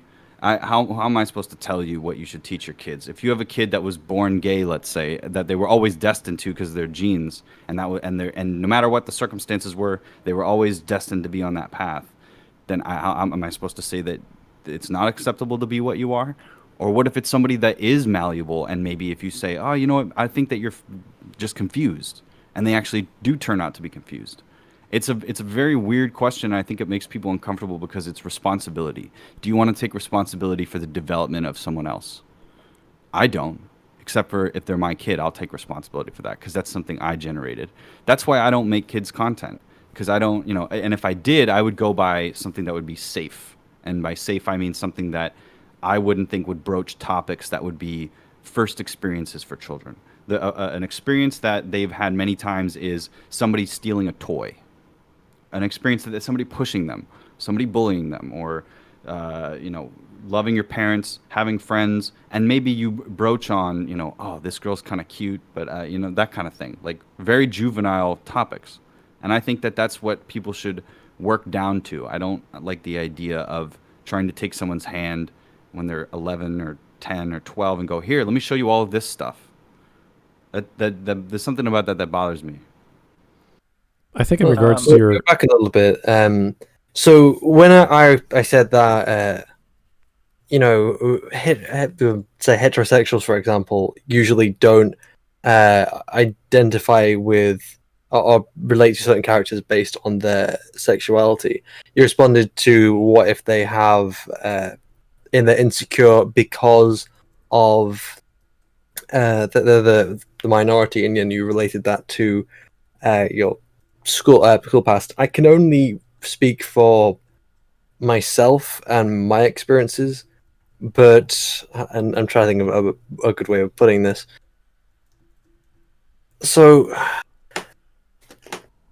as a child, for the first 16 years of my life, I was completely socially outcast, no friends whatsoever. As you can imagine, that could make someone very insecure, and to the point, but at the exact same time, it's not race or it's not sexuality, but I still didn't need to latch onto fictional characters on such trying to think of the word, surface elements, such as elements which make up parts of what someone is rather than who they are. Or even, I don't even think I relate to too much of who actual character is. So it's only me, but it's still not really necessary. I don't know. I can only speak from my experience.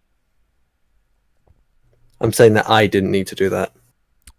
In regards to what Glib was talking about before, how he mentioned if he watched James Bond, and he saw it the first time, the second time, he wouldn't like it if it was changed. Like, I don't know, Sean Connery was replaced with Roger Moore, or a black guy, what have you.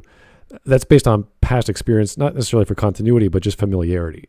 So you were comfortable with what you saw the first time. And I would have to disagree a little bit, just because the issue is not whether you represent a black James Bond or not. It's that whether the character is identifiable as a person, because these are characters. They're not people. These are all pastiches. These are all expressions of the mind that are not real. So when we look at Star Wars, which is a very popular thing, and we see Luke, we all identify with Luke, not because he's a white guy, it's because he's a man or a young man. It's because we understand what he's going through. We see the death of his family. We see him looking off into the suns. We see what he has to do and what he has to go up against. And women, young girls, all identify with Luke. And he could be gay. He could be this or that. But as soon as you start adding those elements that don't add to his character and just are there for the sake of having a token or having an attribute, that's when we miss the point. So I think all of us don't really care about She-Ra being this or that. But as we heard from Glib's description of that one person's review, it just had all this stuff, all this crap in it for no other reason aside from being background noise or filler material. And that's not what we look for. I don't care about world building. I don't care about all this fluff. I care about telling a good story with good characters. And the way you do that is very difficult. You can't just throw stuff together because you have an agenda. I can have an agenda for whatever. If I don't actually get the basics of what I'm trying to do, which is to entertain people and have them identify with the humanity of the individuals we introduce, then they're not characters. They're just cardboard cutouts. They're not even stereotypes. They're just these ideas of a homosexual couple as a father or a series of fathers or mothers, which is not good. You want to give your children, your young adults, your whomever, good stories. And that's the focus that we tend to do as critics, at least I do. And whether it's this or that theme or this or that symbol, is it told well? Is it represented well?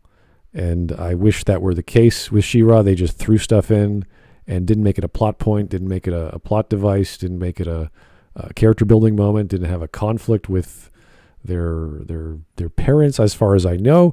This was all just happy, fun time in Fantasyland where we decided to make a She-Ra lesbian, which is fine, but it's surface level crap. And you could argue that's what She-Ra was in the beginning. It was just this simple little show that was for kids, and she fought a bunch of bad guys. Fine. But counterpoint, plenty of African Americans responded quite positively to Black Panther due to the representation of black people, mainly African American actors, in a sort of ideal Wakandan society.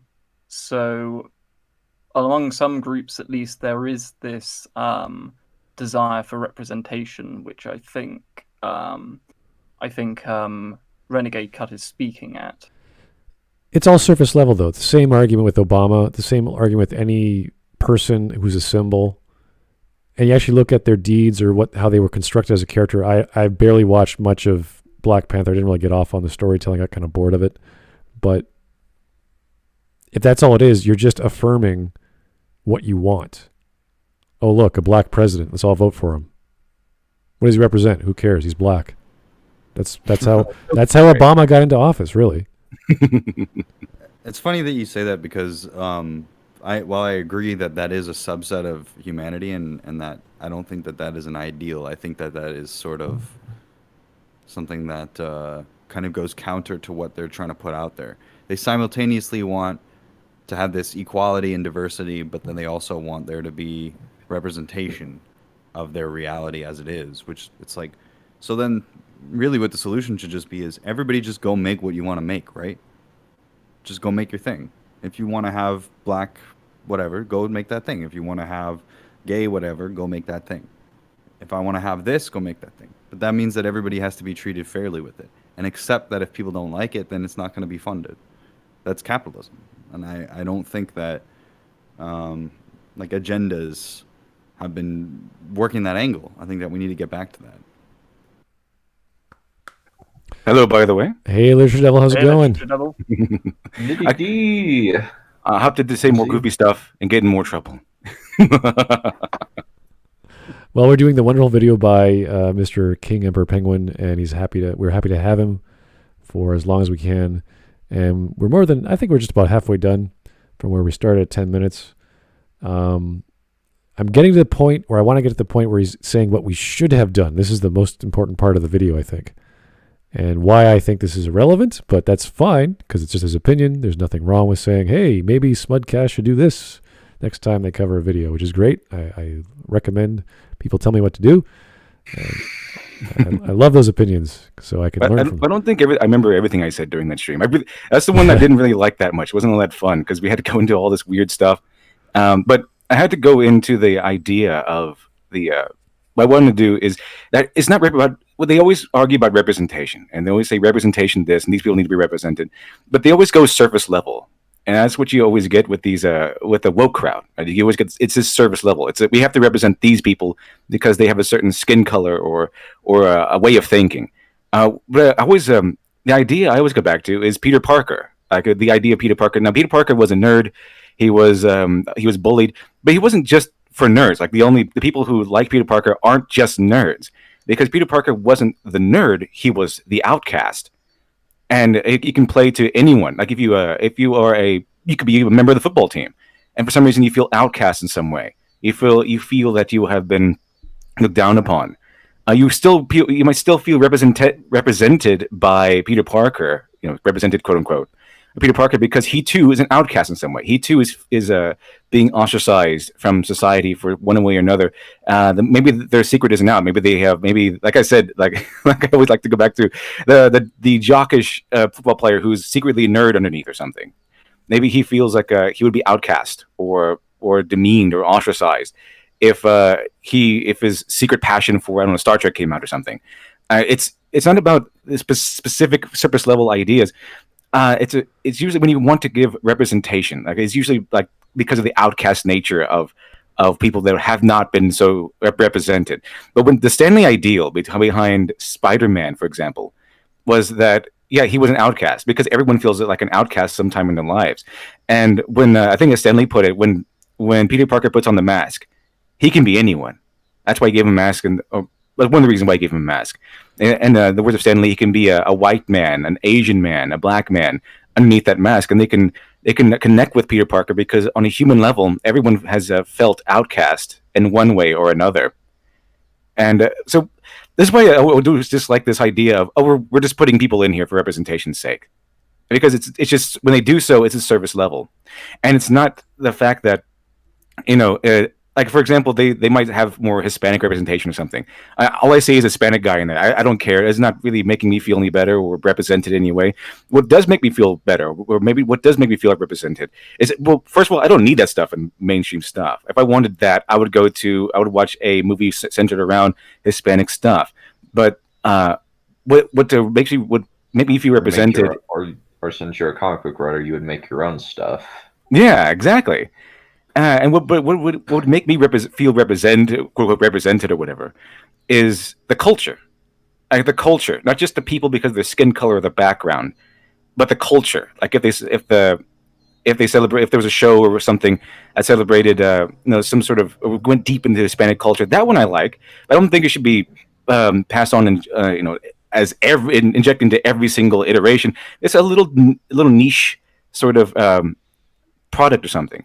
But when it comes to general representation, when it comes to representation in everything, I think it needs to dive deep into, or deeper into more universal aspects, like archetypes, the collective unconscious sort of thing. The universal things that everyone kind of goes through, and you can connect your own insecurities, your own problems to this person, and then that's how you can feel represented, as opposed to this guy exists in the show, and he exists. Please clap. And the other argument I remember making in that stream was that I'm not saying anything is bad or good specifically, except for the intentions behind some of these choices. possible intentions behind some of these choices, but it's the fact that it's you always they always forget about the parent, and they always want to demonize the parent and force these things on the kids. But the thing is, it's what I wanted to do was make an argument for freedom. Like this is at least an American audience. I believe parents should, in general, have the choice of how to raise their kids, and I don't think that the TV, right, the television, should be raising your kids for you. So should the parents have discussions with their kids? Absolutely. But I think for the most part, right, in general, generally speaking, that the parent should choose when to discuss these things with the kids, because if they're forced to in these conversations before they're ready, I'm talking about the parent too, then it might not come across as well as they could have had they prepared for it, or had they brought it to the attention of the kid when they think they're ready, that sort of thing. It's kind of the freedom of the parent. And I'm being in general, and generally speaking, that I believe the parent should decide this sort of thing. And I think I brought up this whole thing in the talk, in the original stream. That umbrella guy brought this up because he's a parent. He has this concern. And I know that a lot of parents share this concern, more or less, maybe not the exact same concern, but they share similar concerns. That he doesn't feel safe giving his children comic books anymore, because he doesn't want them to be introduced to this sort of stuff that they want to introduce them to, and have these conversations about fertility clinics and stuff. He doesn't want to have that conversation until he's ready to deliver that conversation with his children.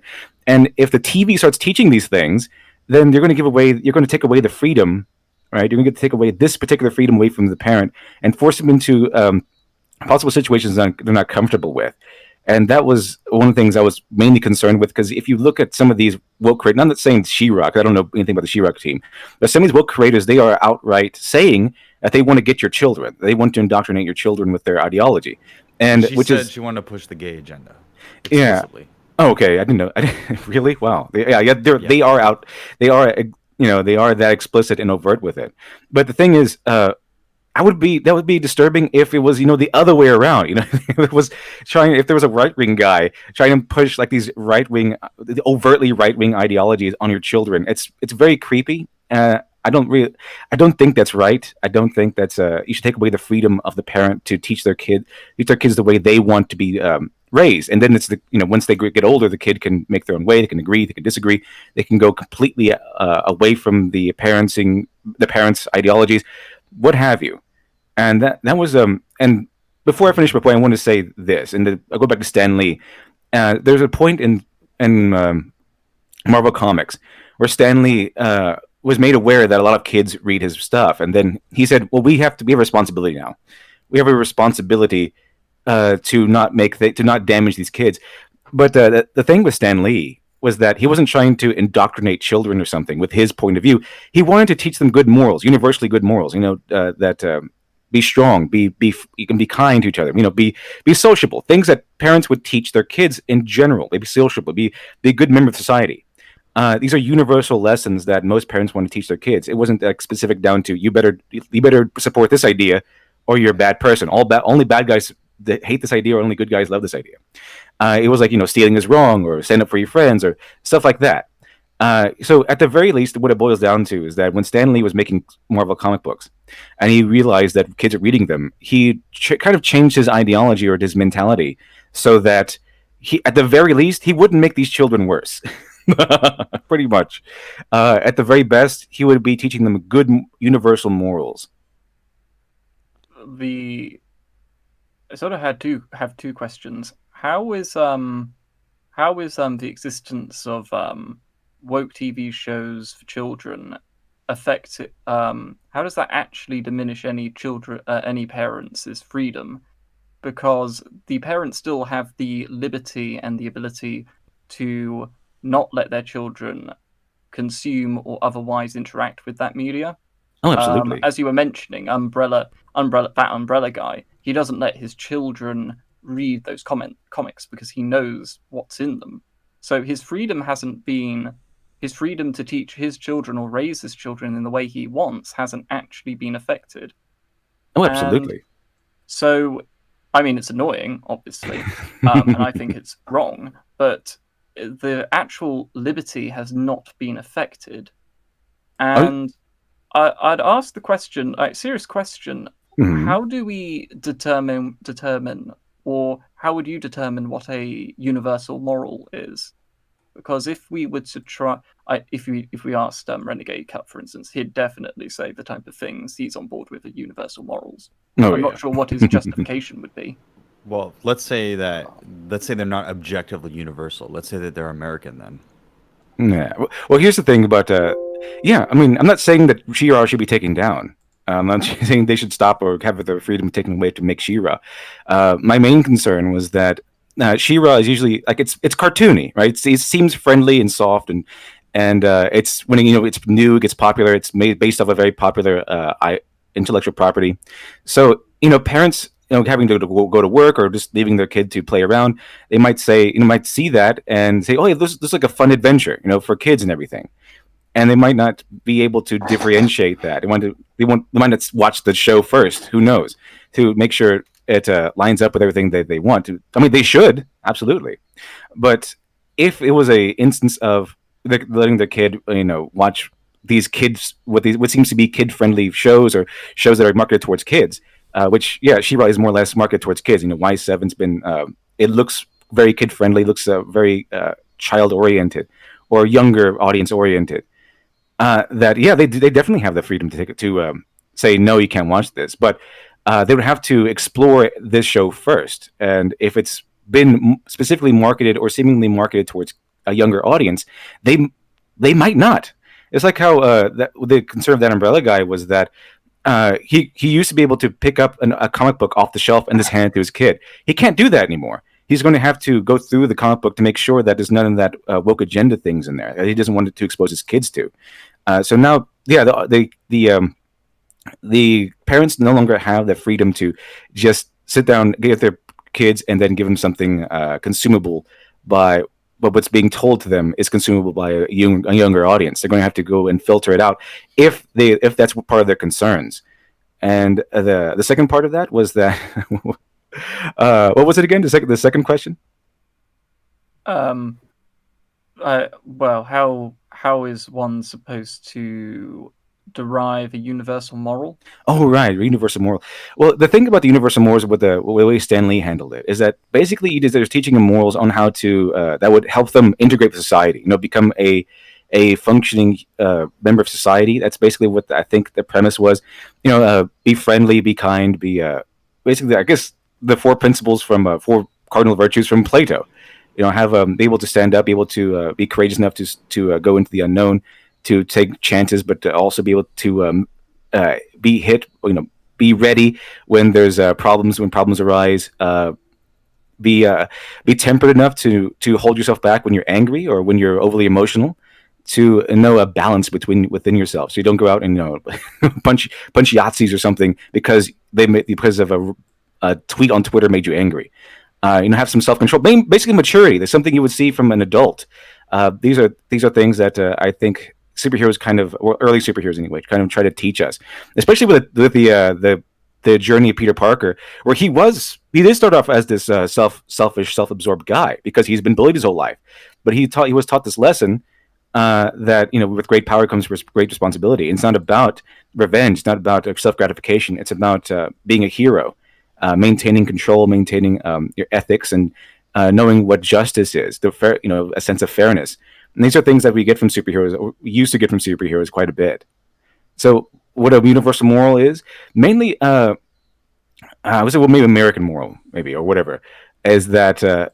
Basically, you're teaching kids not to integrate and be able to function in society mostly, and to be good people, or to not be. I guess good people would be too nebulous here, but to function in society, to be able to cultivate the strength to interact with other people, to go into the unknown, to try new things with in the course of jobs, businesses, whatever you want to pursue. Basically, have the strength to pursue their dreams and to build up their dreams and to. Basically, as I said before, be good functioning people in society, so you're not ostracized or become maybe end up in jail or something. So at the very least, I think what his goal seemed to be, according to Stan Lee's interviews, was that he at the very least he didn't want to make these children worse or teach them wrong things, so that they might think that some vice is okay. I didn't want to. He didn't want to say like, "Hey kids, gambling is awesome." For the most part, according to his interviews. Can I add to that and just say that it's Well, the may I idea, the ask idea a that question first. Sure. So Plato, I've read Plato's Republic. Sure. He justifies his morality with Platonic ideals and a belief in God. Mhm. So, how do you justify these morals? Do you believe in God, or do you believe in objective morality? Oh no, I mean, if it doesn't matter if he, well, it does matter if he believes in God. But the thing is, with Plato, it kind of boils down to the fact that you believe these ideas. What do they actually function like objectively? Do these learning these ideas and these morals? If you teach them to kids, if you apply them to good people, do they exist? Or do these? If you improve your fortitude, you practice these morals. Your fortitude, your temperance, your justice, and your prudence.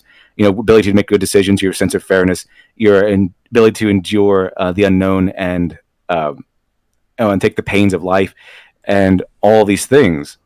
Whether you believe God exists or not, if these morals are practiced and if they're applied, do they work? Do they function to make you a more capable human being? That's what I was going to say. I would like to add that for us to have a functioning society, we have to have common morality. So if you agree that your society works with certain functions, like don't steal or no undue taxes or what have you, anything, the ability to have free speech, we all agree to that. Therefore, our media should enforce that because we believe it. And if we don't believe it, then why do we practice it? I think that people should practice what they preach. That's my standard. So progressives trying to cancel people is okay because they're practicing what they preach? It's okay for them to show that morality, but then they can't claim that they're just trying to have an equitable society then, because that's not true. If the truth is, if they came out and said, we are out to destroy your life, we want to cancel you, we want you to not work because of your opinion, think about how many people in between that they're trying to persuade into their opinion would disagree. If they said, we want more gay kids, that's our gay agenda, then think about how many people would disagree without having to bring up God or whatever. There would just be something there that was so out front, you know what I mean? If Renegade Cut, to give him credit, he comes out and says he makes leftist videos. But then in the videos, is he totally honest about his opposition? No, I don't think so. That's my problem with him. So yeah, it's totally fine for people that are involved in cancel culture to want to cancel people, but it's not in line with our culture. American culture does not work with cancel culture. You're supposed to have the right to free speech. And you're supposed to be free from the consequences of that speech when it comes to any kind of tortious interference.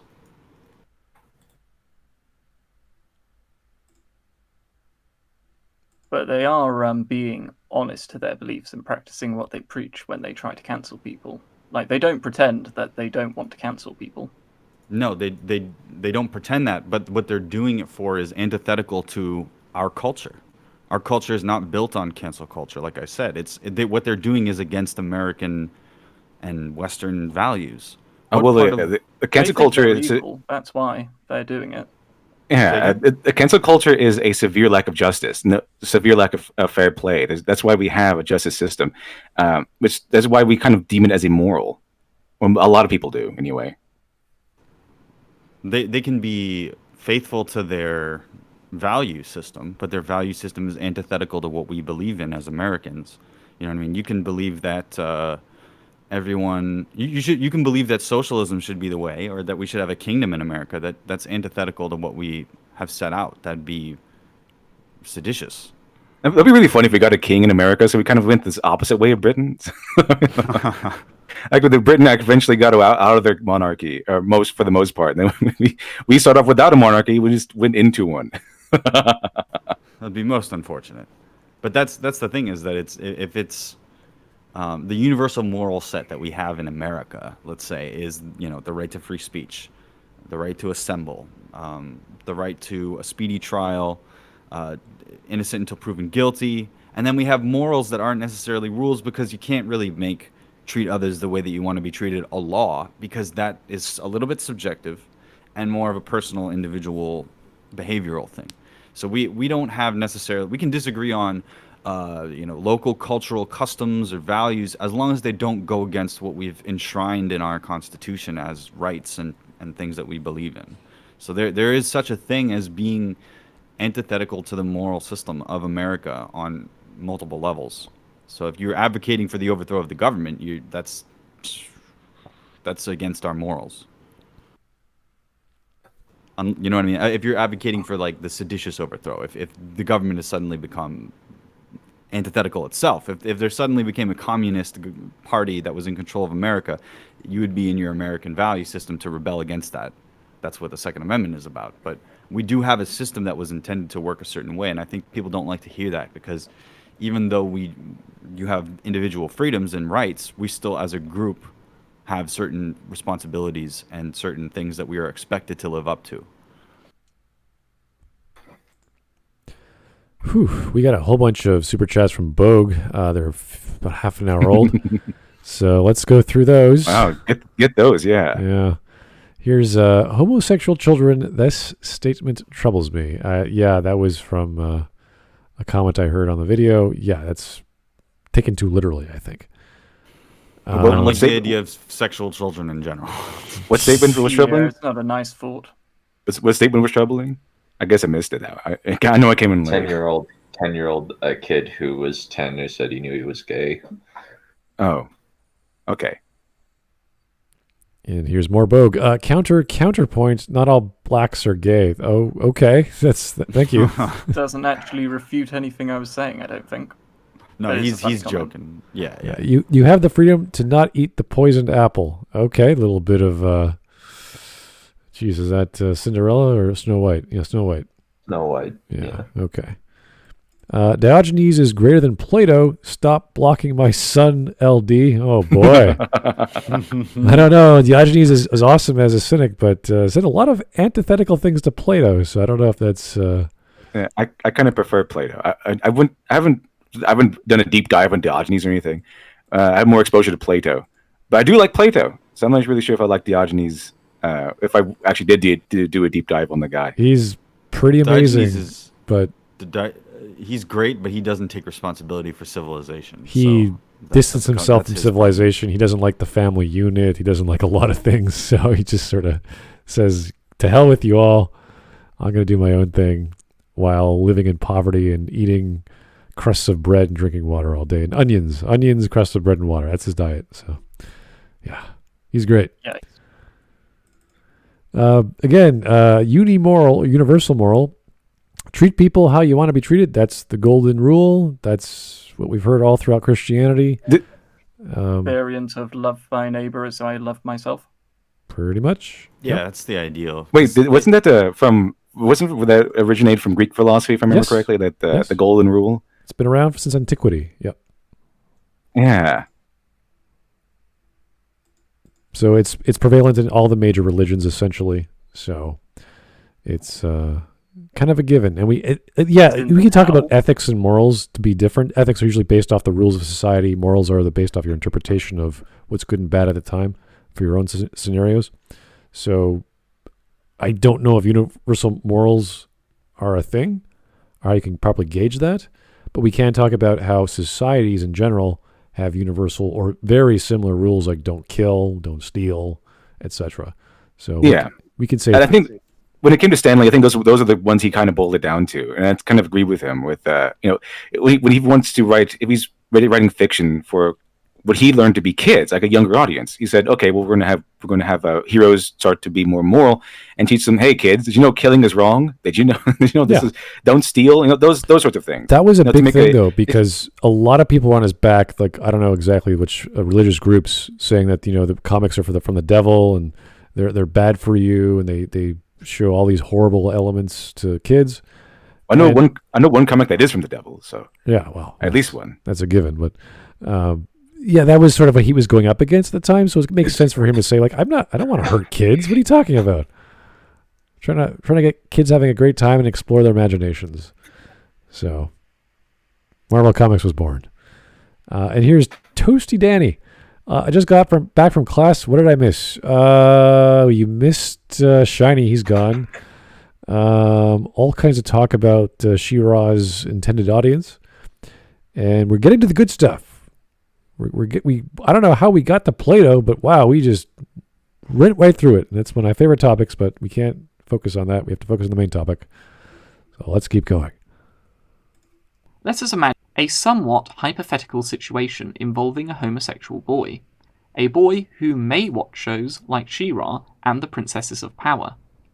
He may not be bullied or abused, but he is likely to feel left out. All his friends are very likely to be straight, and the cultural and societal norms of his community will be built around supporting and promoting heterosexual relationships. And most of the media he'll have viewed and interacted with will represent heterosexual romances, rather than homosexual ones. He is sure to ask himself if his sexual and romantic desires are normal, and where he fits in his community and society. So for this boy, a show which represents homosexual characters such as himself will be reassuring.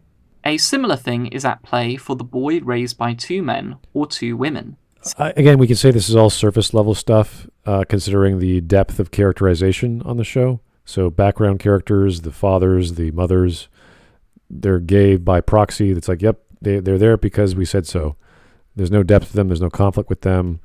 The same with, well, I guess you say there's conflict with the main character and the villain, which happens to be their best friend or ex-best friend, and they happen to physically love each other. That's as far as that goes. One kiss. So, and well, again, but first we're talking about a young boy, maybe a teen who is watching the show. He may not have the critical abilities to understand that the characters are really just, cardboard cutouts and are tokens, assuming that they are tokens. I haven't seen She-Ra, and also if he's feeling especially vulnerable, it might actually be enough. I mean, I think what is it? Kind of, if you see the show, don't they it's just a norm, right? Everything is just it's norm there. Now we go back to Peter Parker again. It's outcast. He feels like an outcast because he is an outcast. His story is about a guy overcoming his outcast nature and learning how to be a hero. So if you, and you even said in the video, to use the term outcast, it's not about this or that. It boils down to the universal feeling of being an outcast, which everyone does feel. Which is why people like Peter Parker and heroes like him. They have such a mass appeal because it boils down to what you can say we can almost deem a universal feeling of outcast within humanity. Because everyone, no matter how high up on the social totem pole you might be, might feel outcast in one way or another. And another thing is that it kind of teaches that, it's not about being an outcast, but it's about having these surface level traits. And the thing is, unfortunately, not all sexualities are accepted everywhere, and it's very unfortunate. But I think the better lesson would be that it's okay. Your outcast nature does not make you a bad person. Your outcast nature means nothing at all, and you teach them these elements like the fortitude to embrace it and to not have it crush you. That being who you are, being an outcast is okay. It's okay. Just keep going, and you can push through this whole feeling you have. And then when they do, embrace their sexuality, and they do encounter these people or travel to these areas that won't accept their sexuality for whatever reason, then they'll have the morals taught if they have practiced good, strong morals. What I've said before. Let's just keep on. I'll just keep using the Plato's morals just for the sake of argument. That if they have good fortitude, they have the fortitude to endure the slings and arrows, you could say, have the prudence to know when and what to say and when to say it, when to back down, when to be aggressive, when to stand up for yourself, and all the justice to know that the prudence and the justice and the temperance to keep your self-control, to know who should be punished and who shouldn't be. Now, just because you're insulted doesn't mean that the guy's life must be ruined or something. Practically these good morals, instead of just saying that this surface level trait is okay in this one particular show, instead of it's okay to be an outcast. It's okay to feel that way. Everyone feels that way. All you have to do is overcome these feelings at the very end of the day. And it's okay to feel this way. Everyone feels this way. But have the strength of character, develop the strength of character to overcome them. And it's okay if you don't have it right away. It's fine. It's absolutely fine. It's a course of development. It's like Peter Parker. It was a course of development for him. He didn't start off the brave Spider-Man that we all know. He started off as a jerk because he wanted revenge. He wanted self-gratification, and then he learned his lesson and the consequences of these selfish acts. I really don't think that representation is as important as you might make it out to be. I think this one-to-one relationship or one-to-many, whatever you want to say, like he's gay in real life and there's a gay person on the screen or whatever, that's not important. If the whole point of identifying with a character is to understand what's going on with their psychology. And then if we want to go to Aristotle, to express catharsis, to alleviate any emotions that are dogging us throughout the day. And that could be related to a 10-year-old's sexuality or what have you. So this is why I always say, is the character identifiable? And if we have a good character that can work out whatever feeling you're going through and make you feel better about yourself if they're victorious or whatnot. And I've seen this all throughout stories, all throughout media, even with video games. Characters or people who have gone through bad relationships, have been depressed, have gone to the hospital. All these scenarios, they play a game, they identify with Commander Shepard of all characters, the static brick of a man-woman. It's just absolutely horrible character. But they go through so many trials and tribulations. And they say, oh, I get what they're trying to do. I get the conflict they're going through. I understand. Exactly. And because of that, they say, wow, I really like this game. I really like this character, as dumb and poorly written as they are. And why do they like Commander Shepard, Smudboy? Because I think it's because Commander Shepard struggles. What it boiled down to? A universal struggle. Everyone struggles. Everyone does. It's like most people, I would say, maybe not everyone, but I'm pretty sure everyone, to conjecture everyone, but at least most people feel like an outcast at one point in their lives. So it boils down to this sort of stuff. You're feeling like an outcast. You're represented by this character who's an outcast, who tells a story of overcoming that feeling of being an outcast. Commander Shepard, you identify with them because they go through all these struggles and trials and tribulations and then overcome them. They come through the other side not because the people watching Shepard, the people who like Commander Shepard, have gone through these trials and tribulations of galactic consequences, but they too have struggled. They too have gone through. They have interacted with friends, made friends out of enemies, or whatever it is. They too have encountered people that don't like them, or they have to fight with, or something like that, something of that nature. But at the very end of the day, it's that we kind of identify with Commander Shepard and heroes in general, which is what the whole Hero of 1,000 Faces book goes into, is that we all struggle and we all can identify with pretty much any struggle because we kind of see that in us and we kind of know what they're going through. Same way with being an outcast. If the boy in question is an outcast, you're right. He'll absolutely adore Peter Parker, probably. But is he not also likely to adore some type of show or media which are painting a picture where he's not an outcast? Would he adore Which is arguably what the She-Ra series is trying to do. It is presenting a situation where this seems to be accepted and normal. Would he like it? Sure. I'm pretty sure he might like it. There's a big chance of that, in fact. However, it might reassure him depending on how he feels at any given emotional moment. Well, maybe. Can I Go ahead, ask something about that? I'm curious. What does this not apply to? Does this only apply to sexuality? Probably applies to a lot of things if we're going to go along with the representation stuff. I mean, I think there's truth to it. I think that there's truth to the idea that people want to see stories that give them affirmations. I agree with that. I think Smud's contention was bad writing, that it was kind of uninteresting. Like, oh, it's just a bunch of stuff that you want. If it's the girl in the end or the guy in the end, I think that the main contention was that doesn't matter. Now, if it does matter, if there is this thing where straight people want to see straight couples and gay people want to see gay couples, I think that it's a slippery slope to tell the author or the artist that's creating it what to do. I also think there's another dimension of taking something that already exists as a known quantity in popular culture and making changes to it to align to what you want from it. That doesn't have anything to do with servicing the story or the fans in particular, and is more about what you want to see in culture. So like if I again throw it out to something else, what if I want more representation of, I don't know, libertarian aspects, because that's what I am? Or what if I want more Christian representation in She-Ra? What if I think that Muslim relationships aren't represented enough, or polyamorous relationships? What is the line? What is the principled statement here?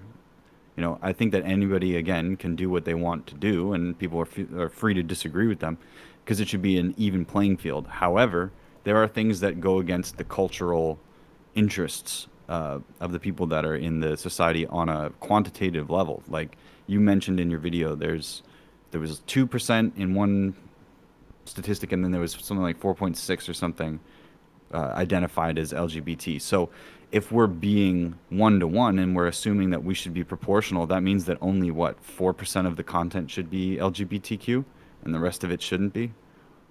I don't think that that's a principled statement to make on behalf of artists. I think that art should be made with their vision in mind. Statement? And yeah, sure. I'm just going to say that my principle is that I believe that artists should be able to be free to make what they want, but there's a contention when you consider who your audience is and what the grounded real effects of that are going to be. Here is Alex Halo. Thank you, sir. Was Kep going to say anything there? Was there something that you want? Yeah. The thing is I never said that the representation was necessarily good in and of itself, nor that that it needed to be certain percentage points. I mean, my point of view as a Christian is that it is bad. Is bad to represent homosexuality as a good thing. Interesting. Yeah, that's interesting. Very interesting. Because it is sinful and it will distance people from God. But you understand, obviously. So there are some limiting principles. It shouldn't be, well, everything should be represented because there are because it'll make someone feel good. That's not a good argument. Interesting. Okay, that's good to know. I think that gives you a lot of credit for the fact that you can see what people that disagree with you would think. So yeah, I think that you had a good point when you were saying that someone that is looking for affirmational media within this group of people would want to see that. I have no reason to believe, based on my own personal point of view, like I want to see James Bond get the girl at the end. And now, is that affirmational? Is that nostalgia? Is that wish fulfillment? I don't know what it is, but that's what I want. Now, if somebody was different from me and they're like, oh, I want him to get the guy, I could understand that. But I don't think it serves the function of the character or the story to do that. You know what I mean? But I could see the argument of somebody saying, I want more representation. I just don't find the representation argument very valuable, because I think that if you want something to be represented in media, you need to go and make the media, not tell other people how to make their media or change media because you got hired to do something that's being made only for nostalgia purposes, and then you want to put your gay agenda or your whatever agenda, it could be any agenda in it. Exactly. And I think the artist should have absolute freedom. However, if the artist is going to put forth a project that is dedicated and towards a certain audience, right? If it's for kids, I mean, if it's for children, it's targeted towards children. I believe that the artist is putting limitations on themselves because that's where they want to go. Now, the artist has a complete freedom to not make things for children, and make something just. You cut out. Oh, I did. Oh, well, my idea is that artists should have absolute freedom. That's what they should have. First and foremost, absolute freedom to do whatever they want. But if they're going to be making things for children, like if they're going to, of their own accord, of their own declaration, going to be making things for children or a younger audience, then they should be. Then they are putting different limitations on themselves. That they have to make it for children. Otherwise, it's not going to be for children. Because some people have certain standards to what they want to imagine a show to be or TV show to be that is dedicated to children. And there might be some conjecture on that. There might be some difference on what those things could be. But most parents, and I'm talking about the parents here, most parents have an idea of what a children's product or younger audience targeted product should be like. And this is why you get to people just parents being up in arms and things like that when we have something that proclaims itself to be for a younger audience, but has things in there that quite a few of them don't believe should be in there. Now, there's always been conjecture, there's always been conflict in those things. But you have to, if you're an artist and you're saying, I'm making something for a kid, you have to keep these in mind. You have to keep these in mind because it's the parents who are ultimately, it's the parents are the gatekeepers of their child or the children consume. And on another aspect, if you want to go to a moral route, it's it'd be a good idea to follow in the footsteps of Stan Lee to make something that's fun for kids, but not make them worse, not make them worse at all. Here's 2 really good super chats from Alex Halo. I'm going to try to get through both at the same time. There are some very good Yuri and Yaoi anime, and they have actual character. This is true. The Western world are mostly bland and usually just used to push politics. Again, this is also true. There's something for everything in manga and anime. I've been reading, what the hell was it? This is all the titles in Japanese anime or manga are weird. So this one's called Mao o Ore ga Dore Elf wo Yome ne Shitatanaga ga du Medaraba li, which is I, the Demon Lord, took a slave elf as my wife, but how do I love her? Now that sounds pretty corny, right? The title is pretty silly. But this has got to be the most adorable elf I've ever seen in manga. And there's been a lot of elves in manga, folks, okay? And this manga makes me cry, okay? And I would not care if the elf was male or a trap or if the main character was female. It wouldn't, in fact, that would add to the story because it would be more conflict because the characters are already written well. We understand where they're coming from. We understand what their problems are, what their limitations are, and that the element of sexuality isn't even an issue. So to throw that in there would add even more conflict. I'd be like, great, go for it. But that's after the foundations have already been done. So if you want to tell a story about sexuality, great, but you're not going to get past the censors. Kids are not, or adults are not going to like that if you're aiming it at 8-year-olds or 7-year-olds. So the problem with She-Ra is that they're just throwing it in the background and not making it part of the story. They're making part of the setting. Exactly. But that's like making a tree look good. She-Ra and Catra's relationship, though, part of the story? It is. It's actually intrinsic. The whole story arcs into them having a romantic relationship. That's kind of what it's about. So we can obviously debate whether, from what we've seen, the homosexual couples are background fodder or whatever. But right. Certainly the main focus of the show does emphasize the relationship between 2 of the leads. Sure. Yeah. It's kind of misleading on how people have been talking about the show because people who don't like it, people who like it always say that it's wonderful representation. They never talk about the story. I never seen one person really talk or go in depth about the story of She-Ra who defends the show. But from what I've heard, it's a pretty interesting show. I mean, for the most part, from what I've heard anyway. I haven't seen it yet. But from what I've heard, it's a pretty interesting show. It has good characters and plots and everything. So I don't know. But every time I hear people talk about it, it's always representation this, representation that. And it's you don't get a good grasp. And no one has sold me on the show just yet. And the rest of Alex Halo is, I've seen these Western writers get on these characters and change just to piss people off. They even attacked fans because the shows are even released on these shows and change characters. I mean, okay. Well, there's ways. We asked the question: how does this pertain to the story? Anyway, go ahead, Smudcast. Yeah, no, like this is what happens when you don't know how to write your characters properly, or whatever your agenda is, or whatever you're limited. Obviously, these people wanted to do more with their stories, and they wish they can keep writing them, or draw them differently, or animate them differently. So you have to see what do they have the skill to do characters right. I can identify with a homosexual, no problem. Oh yeah, we get the feeling they're going through. We get the problems, or maybe not 1-to-1, maybe not 100%. but we get exactly where they're coming from. Everyone has loved someone and lost someone or desired someone. And it's universal. Again, a universal experience people tend to have, love and loss. It's not necessarily about heterosexuality or homosexuality. It's about love and loss when it comes down to stories like that.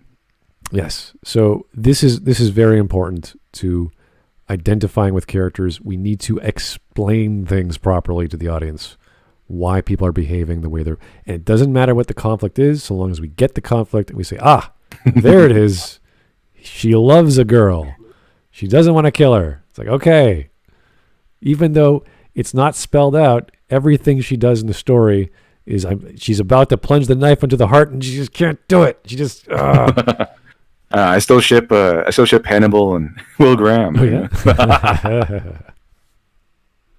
Here is Red Lightning 0001. Smud, read the web novel The Death Mage Who Doesn't Want a Fourth Time. Character's insane that he's sane again. Surprisingly all right. I read a few of those. I might have actually touched that, but probably not. That sounds a bit crazy. Is that a title? That's a title. That's nothing compared to some of the crap I've read. Oh my goodness. Let me just. I like how all these Japanese titles, they tend to be very, very direct. In the West, it's like some grandiose artistic title. Yeah, one of them like is the Wasteland or something. Yeah. In Japan, it's always, here's what the story's about.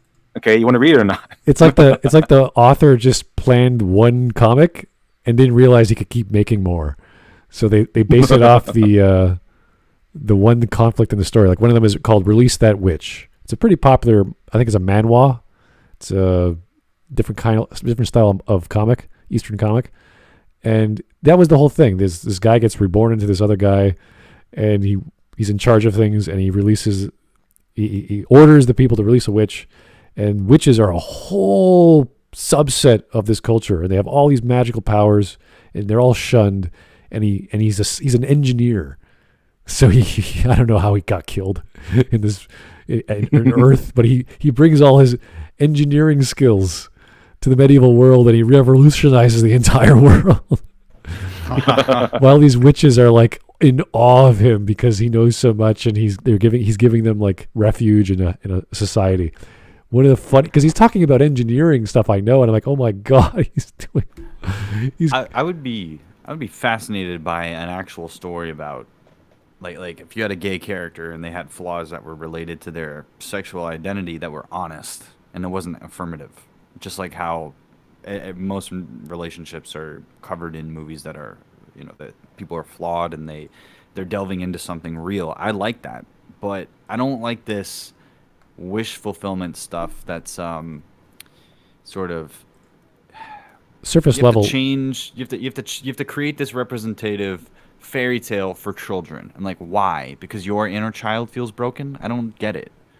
I just don't understand it. But I also don't understand why people that aren't parents I find it bizarre that people make stuff for kids when they're not parents or they don't have that parental perspective. I have a hard-hitting question for Mr. Emperor Penguin over here. Hard-hitting. He said you read the Plato's Republic. What would you do with the ring that made you invisible? Boy. Remember the story with Glaucon and everything? I actually don't remember this. It's well, basically they're talking about morals and everything, and I think the argument of Glaucon. I think the argument of Glaucon was like, people are only moral, right? Because they will receive punishment, like they'll be outcast from society. So they kind of argued if they had a magical ring that made you invisible, obviously people would be immoral. What do you think? Let's go. It's a really interesting thought experiment. You don't have to answer, but I thought it was a really interesting thought experiment. Would you do horrible things if you were invisible, or would you still keep your integrity? My conjecture is that most people might be tempted, but good people might tend to be. Most people would stay on the right of path of mostly righteousness, a little bit. I wouldn't trust myself with that power, to be honest. Yeah, it's a big responsibility. Right? Really interesting. I would. My burden is heavy, Sam. I would abuse that power so much. I'm pretty sure what the movie Bob and Benioff. Well, Benioff would try and find an all ambiguously brown gym locker and just stay there for hours. Oh, you think Benioff would be Benioffed? Probably. Here is oh, I got to read this just because it's a super chat. Lieutenant Colonel Tanya von de Gershoff, thank you. Oppai Gasuki, the true masterpiece of a manga. If you guys know the translation of Oppai and Suki, I'm sure you could figure out the rest. I was thinking into maybe getting the Konosuba, I guess. 'Cause people keep talking about that, and he said, it is the Citizen Kane of Isekai. It is, yeah, pretty much. It's the best there is. Numero uno. And but unfortunately, I have to get going. Unfortunately, I didn't have too much time. Turns out. But is there anything you want to ask me before I leave, King Emperor Penguin? We've all kind of Sure. gone over a lot of stuff, so I can't actually think, to be honest. When is your next video out? Well, that's part of the reason I have to leave. It's a long video. It's like an hour and 20, hour and 23, and it's getting there. It's slow going, but it's getting there. But I want to get it out as soon as possible. So, I mean, if you want me to stay for a few more questions, sure, I can do that. Didn't you want to fast forward to a certain bit, Smudboy? I don't know where it is. I can't recall, but it's basically your argument is we should be doing X, and I want to know where that is. I can't recall. We could talk about it right now. We don't have to go to it. I find We could talk about it right now. I'm sure. Sure. If you'd be interested in it, LiteratureDevil. Sure. Let me. I'll find the timestamp real quick. Okay, essentially what it boils down to is that our arguments or our outlooks should change to have, instead of arguments of aesthetics, but have arguments of ethics. And technically, if you look at the mental process involved in making arguments of aesthetics, they're essentially the same. You're talking about what is good and what is bad, whether that's in the context of what is appealing or done well, is the same thing as what is right and wrong in society or what have you. So the mental process is the same, the content is obviously different. So we can apply that. We can do that exercise. The problem I have with that conclusion is I should not be behest to someone's deranged politics just to connect with them, to tell them what's right and wrong. So what I said was so let me pull up my script because I have it right here. Oh, good. So my argument was if, and this is predicated on a big if anti-woke YouTube critics want to convince progressives to stop putting social justice messages in their stories, if they want to persuade people browsing the web that progressive messages don't belong in fiction, and if they want to make counter-arguments which progressives will have to take seriously, then they must move beyond arguments about form and move on to arguments about morality. So if you're not actually especially interested in stopping social justice messages, if you just want the fiction to be well written, this doesn't apply. Well, I mean, I think it goes down to what Roy Atkinson said in his speech. Oh. It's not about stopping one person or another or anything. It's about countering one idea that I disagree with more speech. Right? It's about more speech. There should be more argumentation out there. And I really like that idea. There should be more speech to counter this sort of stuff. And if you're looking for that, I think we can do both. I think I see a way to do both, and I actually have a video planned whenever I get this one done, and then I think it might be, if not the next one, then the one after the next one, where it's centering on the boys, and I'm going to go into the structure on exactly why the mechanics are faltering and tend to crumble, and the story tends to be lessened by woke agenda. So I think we can do both. Well, I'll put it out, and I'll let you. We'll see how you think about it. What you think about it, and how you think it turns out. I think we can do both, because the woke agenda stuff. Because it tends to be written by extremists, and they tend to put their whole extremist views before structure and narrative. So it is damaging stories. It's not just because I disagree with them. It's because it is damaging stories. Like I said, I don't care if they make Steven Universe. I don't care if they make She-Ra. What I care is that they are damaging stories with their ideology, or they're putting politics first. What I mean, not the ideology, but putting politics over the structural integrity of the story, the narrative. And two, well, I mean, yeah, it's kind of a weakness of mine. If they when they go after kids, okay, that's something I can tend to get kind of irritated about. When they say that they're trying to indoctrinate kids, or they're trying to push their own political agenda on children. That's something I tend to be. It's a fault of mine. Okay, I tend to get fired up about that stuff. But usually, it's about narrative structure and mechanics. I am kind of interested to see what a lot of the woke crowd will think of changing a male neo-Nazi to a female neo-Nazi is going to evoke. From what I've seen, they love it. They have fallen in love with her. It was really strange. They said, it was crazy on Twitter. All these woke people were like, "Oh, she's so hot and everything." You know, she's a Nazi, right?